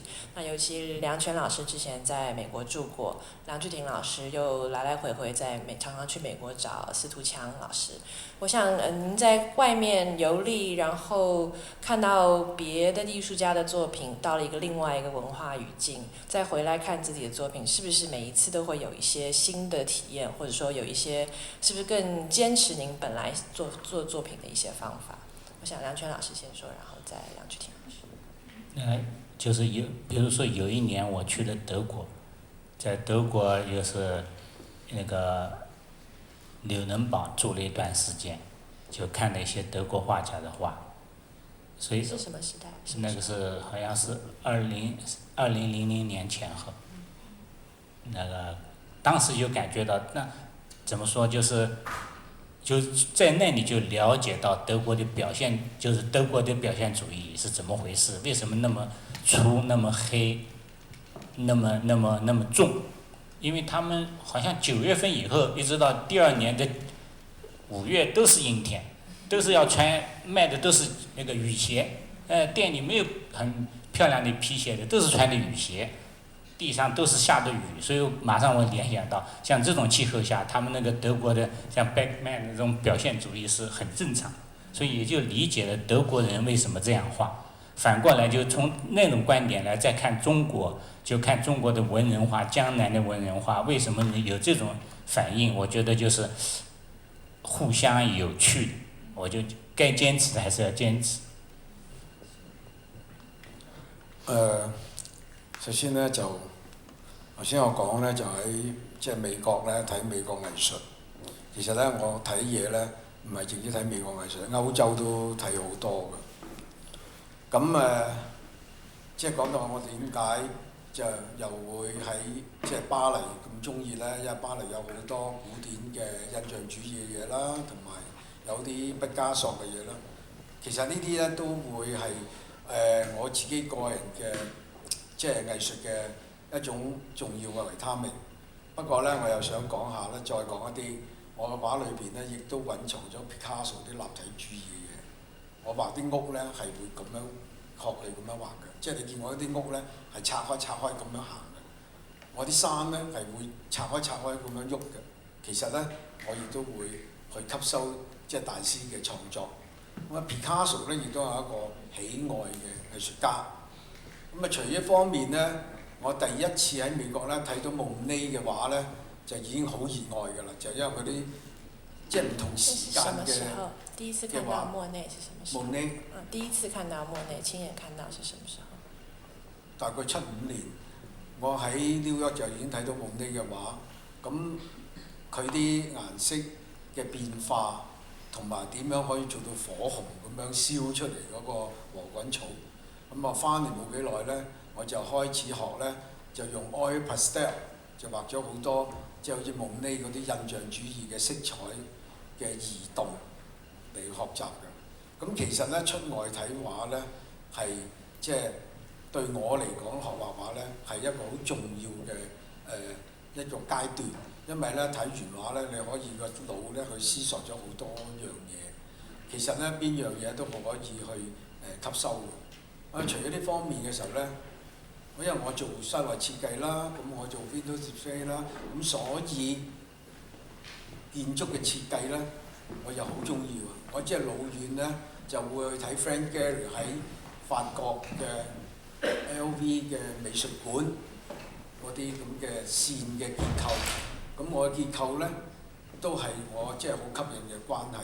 咁所以喺外面睇嘢而翻嚟影響藝術家嚟講咧，我覺得係一個正常嘅即係藝術家嘅發展嚟嘅。咁我覺得係即係相當之即係健康嘅。不過除咗睇完之後咧，我覺得咧最緊要咧係翻嚟自己轉化，就唔好直情攞咗人哋啲嘢等咗你張畫度。咁呢樣嘢咧就即係唔係好理想啦。就你睇中國畫都係一樣嘅。睇完之後咧，最緊要咧去點樣深切去理解。去轉化，即係等於我當時第一次睇 Jasper Johns 啲鉛筆畫，哇！我已經中意到不得了。我翻嚟記得自己要醒啲去學支鉛筆，支鉛筆點解用得咁靚咧？外國人用鉛筆靚過我哋中國人幾倍㗎，真係。我哋揸支鉛筆就咁畫，佢哋揸支鉛筆真係寫到好靚嘅中文字，用支鉛筆咧點樣去轉嗰個舌位啊！即係點樣粗幼變化？自此之後咧，我翻嚟咧又要畫翻即係1-2年嘅鉛筆，再畫到好密。咁我亦都有呢啲練習喺度嘅。所以我頭先講話前因就因為我有好多嘢咧，因為我就翻嚟去自己學。那我想大家聽了一段時間，應該有很多問題要問兩位梁老師，很難得兩位在同台。那我想大家發問的時候呢，我們同事會給您麥克風，那您可以說是特別問哪位老師，或者說兩位都問，好嗎？請踴躍發問，大概還有15分鐘左右。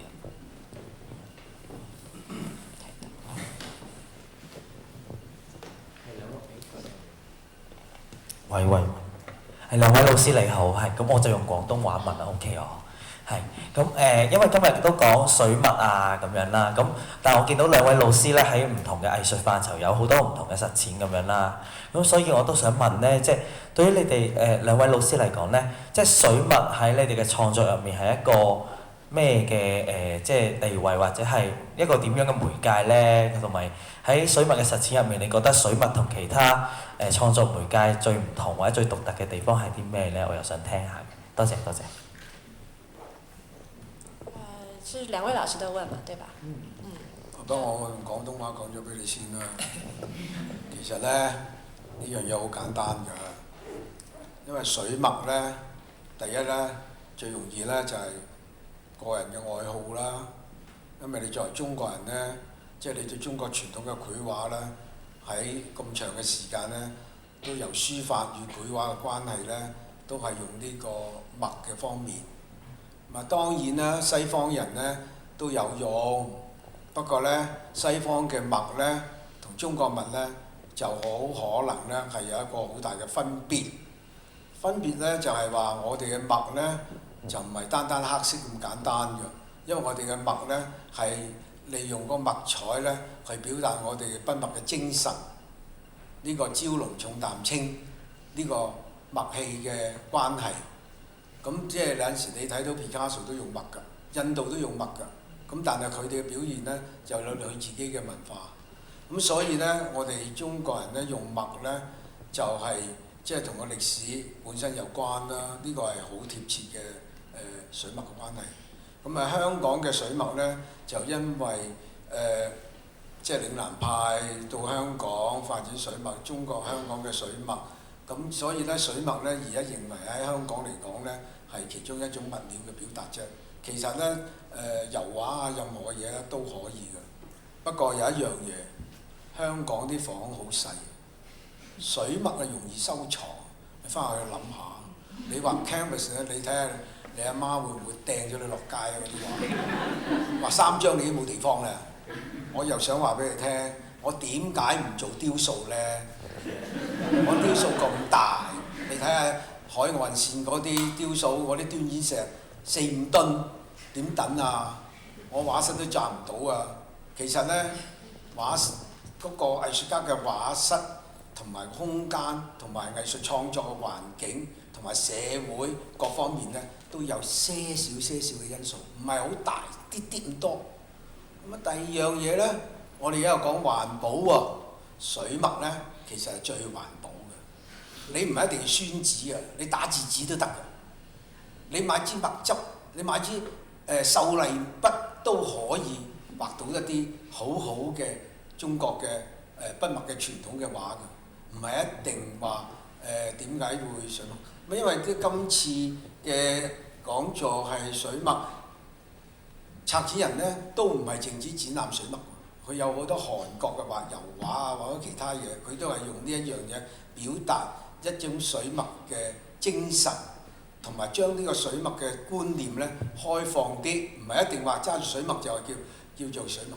可以用其他物料都可以表達一種文化嘅精神。咁我覺得呢樣嘢咧係即係今日嘅展覽嚟講咧，我欣賞就話即係佢將呢個水墨嘅問題咧擴大。咁所以咧而家有中國傳統水墨啦，或者我哋有當代水墨啦，或者水墨藝術啦。因為你而家咧有好多媒體嘅都係講關於水墨嘅問題，或者水墨嘅裝置啦。咁呢啲都係將藝術咧擴大嗰個闊度，係嘛？即係我覺得咧係可以咁樣去將呢個藝術嘅發展。咁其實呢個發展咧係好健康、好正常嘅。即係你喺西方嚟講 ，pop art 都發展到好大啦 ，super folk 其實發展好大啦。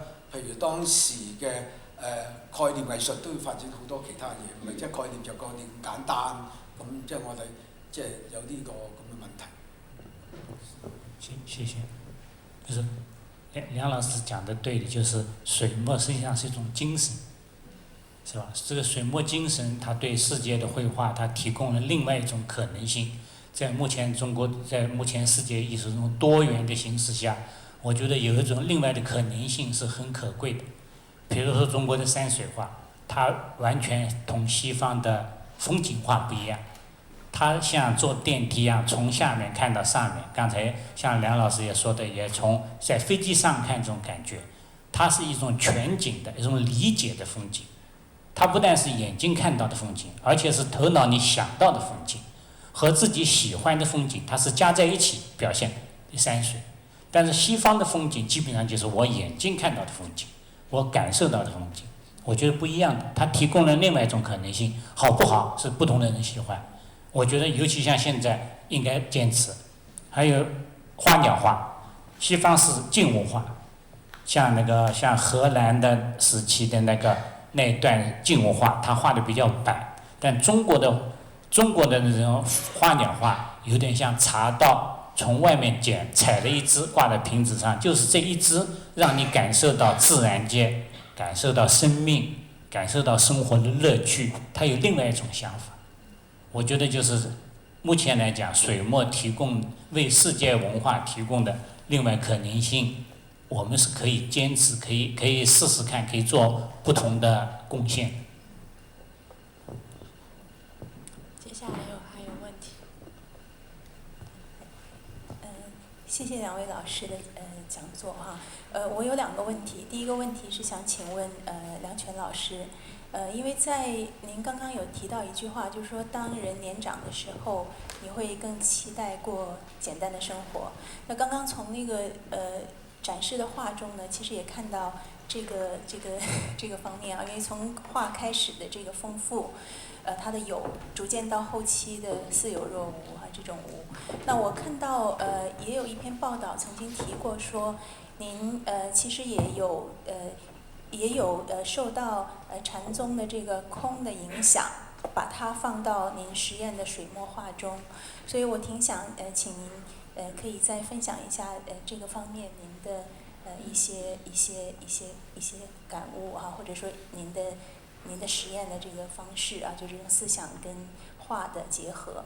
那第2个问题呢是想问梁老师，就是其实我在我这个年代的，我们一听到水墨呢，其实一定也是会回归到说，首先印象中就是中国的水墨画。当然我不知道再过几十年以后，水墨的概念在年轻人里他会不会也有这样的第一印象啊？但是在我们这个年代还是有的。那所以在传统和创新这个题目上，其实始终都是传统，就始终它都是一个艺术创作的话题。那所以我想问2位老师呢，就是从水墨画的角度来说，什么是它历经多年而不变的？就是说，你们认为水墨画从过去到现在，有什么是它应该始终保持不变的？又有什么是要适合现代而去做创新的部分？就是这个部分呢，我还希望听到更多的解读。谢谢。好，谢谢。那个是喜欢禅宗，但是现在很少谈，因为国内大家言必称禅宗，我已经不好意思再说了，说了已经大家都说禅宗，都说老子，骗子很多，我就不敢再说了。那个，另外嘛，就是你说的那些水墨人坚持什么？我觉得坚持的就像现在很吻合的，就是绿色生活对自然的态度。我觉得中国水墨始终是亲近自然的，它是敬畏自然和自然，人是自然的一部分，而不像西方一些绘画是要征服自然。人是自然的主人，我觉得有一点不同的观念。我觉得这个要坚持的，我们要卑谦的成为自然的一部分。我觉得这也是一种水墨精神，这我个人认为啊。首先咧，我覺得咧，我先聽唔係好清楚，所以我大概講下。嗱，首先咧就其實咧，即係我哋話山水咧，其實好多嘢都係你自己即係喜愛嘅啫，即係唔係話一定要話山水，即係水墨一定係山水方面嘅。其實咧都可以有好多方面咧可以表達嘅。咁其實咧我都有陣時咧都唔畫山水㗎，畫第二樣嘢㗎，都可以用即係中國筆墨嘅精神咧去表達嘅。咁呢方面咧其實係可以即係多啲嘗試㗎。咁對於另外一樣嘢咧，你話咩創作呢樣嘢咧，喺我心目中咧，我而家係冇創作㗎，我而家係學習冇創作。因為咧唔可以咧將我教書咧成日都話俾學生咧冇創作㗎，因為咧你一路做一路就係你自己作品。咩叫創作啫？所有都係即係好多即係得嚟嘅一啲元素。不過咧，即係如果我哋中意山水嘅時候咧，其實咧就係個人嘅愛好。不過咧有一樣嘢咧，中國咧話係農業社會，我哋嘅人民喺生活嘅時候咧，對大自然嘅關懷咧係好重要嘅。同埋咧，我哋嘅儒釋道咧，大多數咧都探到自然嘅問題。咁呢個咧唔多唔少咧都會受呢方面嘅影響。即係我唔係好熟，但係我亦都唔好似話咩老子咩莊子啊咩嗰啲嘢啦。其實咧嗰啲真係另外一樣嘢。咁最緊要係你自己係咪講真同與誠呢樣嘢去探索，即係嗰個即係水墨畫呢方面啫。我就覺得咁其實咧。水墨畫而家你見到就因為好可能呢，就唔知點解嗰個潮流嘅風吹到而家嘅時裝呢係水墨嘅啫。再過10年可能個風唔係吹呢樣嘢嘅，藝術會係咁樣行嘅，一路行緊啫，即係打風咁啊！今日好凍喎，聽日呢就會暖翻嘅，後日呢會更加凍嘅，所以呢，大家呢唔好覺得呢個水墨而家呢係即係有咩了不起，只不過啱啱去到嗰個熱潮嗰度着一着燈咁樣，咁大家呢去探討呢個水墨嘅問題啫。咁我喺香港畫水墨都畫咗幾十年，咁啱啱呢而家喺度着緊燈。咁啱啱你喺度着緊燈嗰度嘅其中一個棋子咁嘅啫，咁啊再過後呢，就唔係我30年前呢，我都有水墨，我啲同學咩一畫會嗰啲全部畫水墨，我都唔畫水墨嘅，我係玩搞雕塑啊，搞 oil pastel 嗰啲嘢嘅，我冇畫水墨嘅。不過呢，即係一段時間之後呢，我就畫水墨，即係我覺得水墨呢，就有佢嗰種俾到我喺創作方面嘅精神。同埋我去追尋嗰種傳統一啲筆墨嘅問題，咁即係講起呢樣嘢嘅時候呢，我亦都即係有好多樣嘢呢，都要受一啲前人嘅影響嘅，咁先係俾我繼續喺水墨嘅筆墨藝術咧去創作呢個道路啊，即係例如頭先我講話印象主義咁樣，即係等於趙無黃賓虹先生點解會青綠山水呢？唔知你有冇知道呢？佢有個德國人俾個印象主義嘅印刷品俾佢睇，而係醒覺到佢嘅畫點解會打到咁亂呢？點解會咁樣青綠山水呢？你而家睇黃賓虹嘅畫根本就好出名，但係你根本好少人都睇得掂，睇落好難睇得掂㗎。連筆筆掃筆筆，哇！係大師嚟㗎喎，點解咁？呢個就要如果睇畫呢，就要多啲問根求量啦，即係逐步行入去。即係咁嘅意思。有沒有要補充？那我們現在最後一個問題，謝謝。謝謝各位老師。就是我之前是在杭州學習園林，那傳統水墨畫有一種境界就是師法自然。那我覺得像江浙的湖光山色就是非常容易讓人聯想到水墨嘛。那剛才聽了梁權老師有一個作品就是茶和一點點咖啡，那我有一點感觸，就是像杭州或者江浙這一帶是比較適合去茶館喝茶這樣一種生活方式。那香港的話，我覺得可能咖啡會更多的適合來做一種象徵。那想問一下各位老師，就是香港可以從何處來汲取這一種水墨精神？然後或者說這個四眾若清這個展覽放在香港這一個比較多元融合的語境下面，會有一種怎樣新的表達？同時也想問一下策展人，謝謝。您先回答吧，這個茶和咖啡的這個。我覺得像中國畫的新運動，呂壽坤先生都是走在中國畫創新的最前面。香港其實是一個，因為它也是最早受到西方的影響，又有西方的材料進入，所以那個嶺南畫派用了很多英國的水彩顏料，它完全不一樣。我覺得跟內地沒有什麼任何矛盾，它只不過走得更快一點。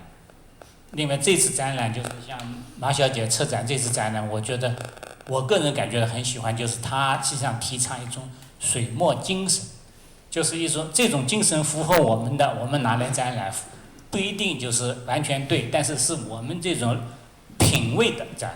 比如說有李宇煥的，有些東西實際上是這種品味的展覽。我是這樣認為的。謝謝。梁老師。不過24位。香港呢嘅水墨嘅發展呢，同國內呢係有一個即係好大唔同，因為呢香港嘅水墨發展呢係喺70年代或者60年代尾，就香港呢就已經呢係有啲水墨嘅發展啦，同嶺南派發展呢係有啲方向大家唔同。咁主要呢就係好可能呢，呂壽坤先生呢就對中國傳統呢，即係已經好熟啦。咁但係呢，藝術家呢，必須要呢，去走出一個新嘅藝術嘅創造嘅道路。咁自古以來呢，東西方都係一樣㗎啦，唔係講成功與否，而係呢個探索嘅道路呢，一定要去擴開嘅。咁香港呢，同國內呢嘅分別呢，因為70年代呢，國內呢仲係即係稍為封閉些少，對待嘅水墨啊或者西方嘅嘢呢，係可能呢係稍為呢隔膜啲。咁香港水墨嚟講呢，應該呢喺70年代呢已經開始走向一個新嘅水墨局面，同埋呢就係掂到台灣一啲水墨嘅發展。咁所以呢，喺70年代到80年代呢，香港嘅水墨呢就即係發展得慢慢呢蓬勃。不過呢，我覺得香港嘅水墨呢，如果繼續發展呢，應該係有賴於教育嗰方面，就係多啲關於中國美術學院對呢個水墨嘅文化嗰個教育嘅知識呢，要稍為呢專注一下。因為呢，我覺得而家香港嘅水墨嗰啲畫畫嗰方面呢，係好單薄，即係唔係一定係需要水墨嘅基礎，而係引導嗰個水墨或者其他各方面嘅藝術呢，要更加多啲嘅知識。咁但係國內嚟講呢嘅藝術教育呢，係相當之豐厚㗎。咁尤其是北京啊、中央嘅各方面嘅。咁水墨呢樣嘢呢，我覺得呢喺香港嚟講呢，都有一個好大嘅根源嘅發展嘅。我覺得唔知答唔答到，不過呢，最好你講廣東話，我就直接聽得清楚啲。因為你一講普通話呢，我就聽啲唔聽啲，我講得好清楚㗎啦。咁仲有邊位同學呢？有興趣發言？我覺得呢，大家隨便發言，即係你啱定唔啱，或者講者俾你聽啱定唔啱呢？我覺得呢，就有一樣嘢呢，就唔好介意，唔好用一個標準呢。我問你，我哋答可能係答得問非所答，唔緊要㗎。隨便問啊，唔好諗住我問你一定要問到一樣嘢，你答我唔到呢，就證明你水皮。你唔好用呢個角度，我教書永遠唔會用呢個問題。即係好似梁全係我老朋友，我真係欣賞佢，唔係個假嘅。其實我國內好多畫家欣賞，咁我覺得呢，大家呢，有咩問題最好盡量問，因為你唔好嗱講笑咋，你唔好散場之後呢，吱啲喳啦喺度，我原來想問啊，不過冇機會問啊，咁而家又唔問。咁即係仲有冇咩時間？我係散會㗎咯，係嘛？即係講真。個問題想問一問。最後一個問題，最後一個。我說廣東話比較好一點。其實問題就係好簡單，不過可能係一條好大嘅問題，就係即係而家嘅就有啲諗法，就係話即係中國嘅水墨畫，即係缺乏咗一啲學術嘅理論咁樣。咁我想問下因為在座都係兩位係老師啦，咁其實係點樣睇一個問題咧？或者點樣對待即係發展？係咪真係需要發展一套好完整嘅水墨嘅理論咧？等等，即係我想問呢個問題。我可以答你。首先呢，你要睇我哋坐在呢兩個人呢，就畫畫佬嚟嘅啫。水墨嘅理論嘅問題嘅發展呢，其實唔係我哋做嘅。咁可能呢，要博物館啊，或者啲學者去睇我哋嘅嘢。即係咁，佢哋呢去理論。不過香港呢，有一個最大嘅缺點呢，就係我哋香港冇乜評論，冇乜即係提出一啲水墨嘅一啲較為一啲另外一方面嘅學術性嚟去即係講一啲畫家嗰個創作嗰個根源，而去即係俾其他廣大嘅觀眾呢去多啲去理解嗰個畫家嘅問題。咁而家呢就稍為好啲，有陣時呢有啲報紙都講下，咁即係淨係咩？不過我有一樣嘢呢，國內就多啲啦，台灣更加多啲評論家同埋呢寫文章嘅人呢，同藝術家呢好多時好多交往，咁所以呢佢哋寫啲文稿啊同埋呢啲評論啊，就好似理解到藝術家嘅創作嗰個觀念，即係咁樣。香港其實係冇嘅，好單薄嘅，冇乜。國內係咪咁樣呢？我个人认为是不需要理论的，是吧？因为就像为什么就是像印象派它发展就是几个人喜欢光，就在外面写生，然后印象派理论是后面的艺术家后面的理论家总结出来的。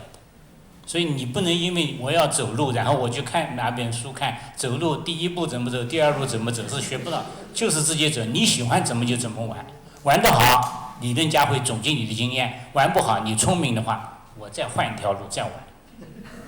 不要理论。係，再問啦，有咩問？好，真的最后一个问题了，各位，完全拉不住。國語還是廣東話？廣東話。我想問呢就係因為個題目呢係關於美學、水墨同埋生活。咁其實喺香港呢，我覺得我哋而家都幾多近年啊，嗰個藝術嘅市場好蓬勃。例如而家對面已經有個展覽。咁我係見到咧，而家好多人係學習唔同嘅藝術嘅創作。咁我有一個自己嘅經驗，咁但我又想問翻你哋兩位咧係好資深嘅老師，你哋喺教呢個藝術或者設計美學方面咧，你點樣去引導個學生？我唔知道應該叫引導定叫做教導啊，或者叫做乜嘢啦？點樣去教學生？喺呢幾方面，佢哋喺無論設計啊，或者水墨啊，或者各方面去學習呢？因為我覺得有好多時呢，而家嘅教嘅模式呢，就係一個 copy， 即係有一個 format， 即係可能你講緊係有一套嘅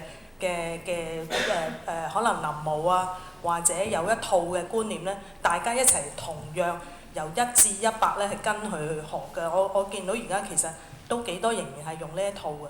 咁而我頭先聽到你哋兩位咧，都係一個好開明，同埋已經係從事咗幾十年，無論教學或者自己都係本身都係一個藝術家。你可唔可以分享一下？我相信在座有好多可能係從事藝術，或者日後係老師，或者而家係老師。我希望佢哋可以離開呢個 room 嘅時候咧，去將呢樣嘢啟發佢哋，希望係可以令到更加多學生咧可以享受到呢個藝術嘅創作。多謝。可能以教學的理念可能比較好說吧，是不是？因為如果教學方法的話，可能就對。好簡單嘅啫嘛。簡單到不得了。頭先我咪講咗咯，唔好教出嚟第二個小亮啊嘛。因為有啲人咁嘅教學，我哋唔可以話佢教得唔好，不過背後我哋大家都要尊重老一啲人，佢哋嘅教學方法，佢需要食飯啊嘛，因為佢咪需要阿太，你識要畫嗰堆玫瑰花，你畫得好靚，翻去俾個先生聽，哎呀，我今日學到嗰賣玫瑰花，但係嗰啲唔係畫家嚟㗎嘛，嗰啲係休閒嘅。咁但係頭先我咪講話需要一啲學院，就好似讀設計咁樣，就按一個設計嘅課程嘅 basic course， 即係你如果行入去理工讀 design 嘅時候呢，佢唔會教個畫本叫你照設計咁樣學㗎嘛，佢就每一科每一樣嘢去俾個方法你，而根據設計嘅教育方法嘅美學經驗，然後俾啲 assignment 你，然後翻去做練習啊嘛。喺練習中你咪可以得到你嘅美學嘅經驗咯。咁而呢個美學經驗係好短啫嘛，你讀得2年，你同嗰個畫家爭好多遠水路啊！即係等於我畫唔到齊白石嘅。點解啊？因為齊白石係60年加2秒啊，佢隻蝦就畫到出嚟啦。咁呢個就係話你要慢慢咧，從一個基礎嚟開始。嗱，呢樣我講係你真想學藝術喎。如果你業餘嘅畫對玫瑰花翻去，嗰啲係另外計，明白啊？咁所以咧就應該喺學院裏邊咧去接受呢個藝術教育。咁啊藝術教育咧就會按部就班咧，一年一輪咁去學習。咁所以咧呢方面咧就係學到嘅。不過我教學我頭先咪講啦，我冇示範嘅，我係俾呢樣嘢，我一上堂就要擺個樹頭俾你，唔該你畫下先啊，我睇你個素描去到邊度，你揸筆去到邊度，你問下我啲有學生，連坐都要坐正啲啊，坐歪啲我都個面會揦住。畫咁樣坐咩？咁你而家喺度嘆世界，坐正啲唔該，腰骨要坐直。咁你先係真心睇呢個學生係咪真心去學啊？你坐都未坐得啱嘅，你點教佢啊？佢點唔得啊 Sir？ 我點解唔可以托住頭咩？我頭痛啊嘛，我啲手畫呢度啊嘛。咁樣學咩？咁學生本身要檢討自己嘅學習態度，唔係話單單老師我教我講又去教嘅，即係我個人就係咁樣。所以我覺得咧，先生要認真去教。學生要認真去學，兩者要溝通，唔係攞唔到個好字出嚟㗎，明唔明啊？咁所以咧，你頭先問我點樣兩位老師啊？嗱，兩間唔同，佢係學院式，我係自學式，咁所以呢個講座係好好嘅，一個係自學式就搞成咁嘅樣，一個咧就學院式就學成咁嘅樣，咁啊佢係測錢，咁呢個座談會係我一覺得咧講出嚟真係好開心嘅。因為馬維忠咧，佢真係諗到呢個問題，點解揾？喂，你又姓梁喎，我又姓梁喎，大家爭好少年份嘅啫喎，係嘛？咁呢個座談會係好開心。咁啊，我又教書，佢又教書，我係教另外一樣嘢，我又咪教大學，因為我學位都冇，我中學都未畢業，點教大學啫？但係好多嘢咧，其實都係你自己去即係建立嘅。其實好多嘢都係最後咧，你畫唔畫畫都係靠自己嘅建立嘅啫，唔使靠任何嘢。不過我覺得咧有一樣嘢咧，就係三多：多睇、多做、多想，就呢樣嘢啦。多睇咧就行萬里路，多做就練習多啲，多想咧就思考自己嘅問題。呢三多你搞得掂咧，你就去學啦。如果三多都搞唔掂咧，咁咪再慢慢嚟咯，即係咁樣，係嘛？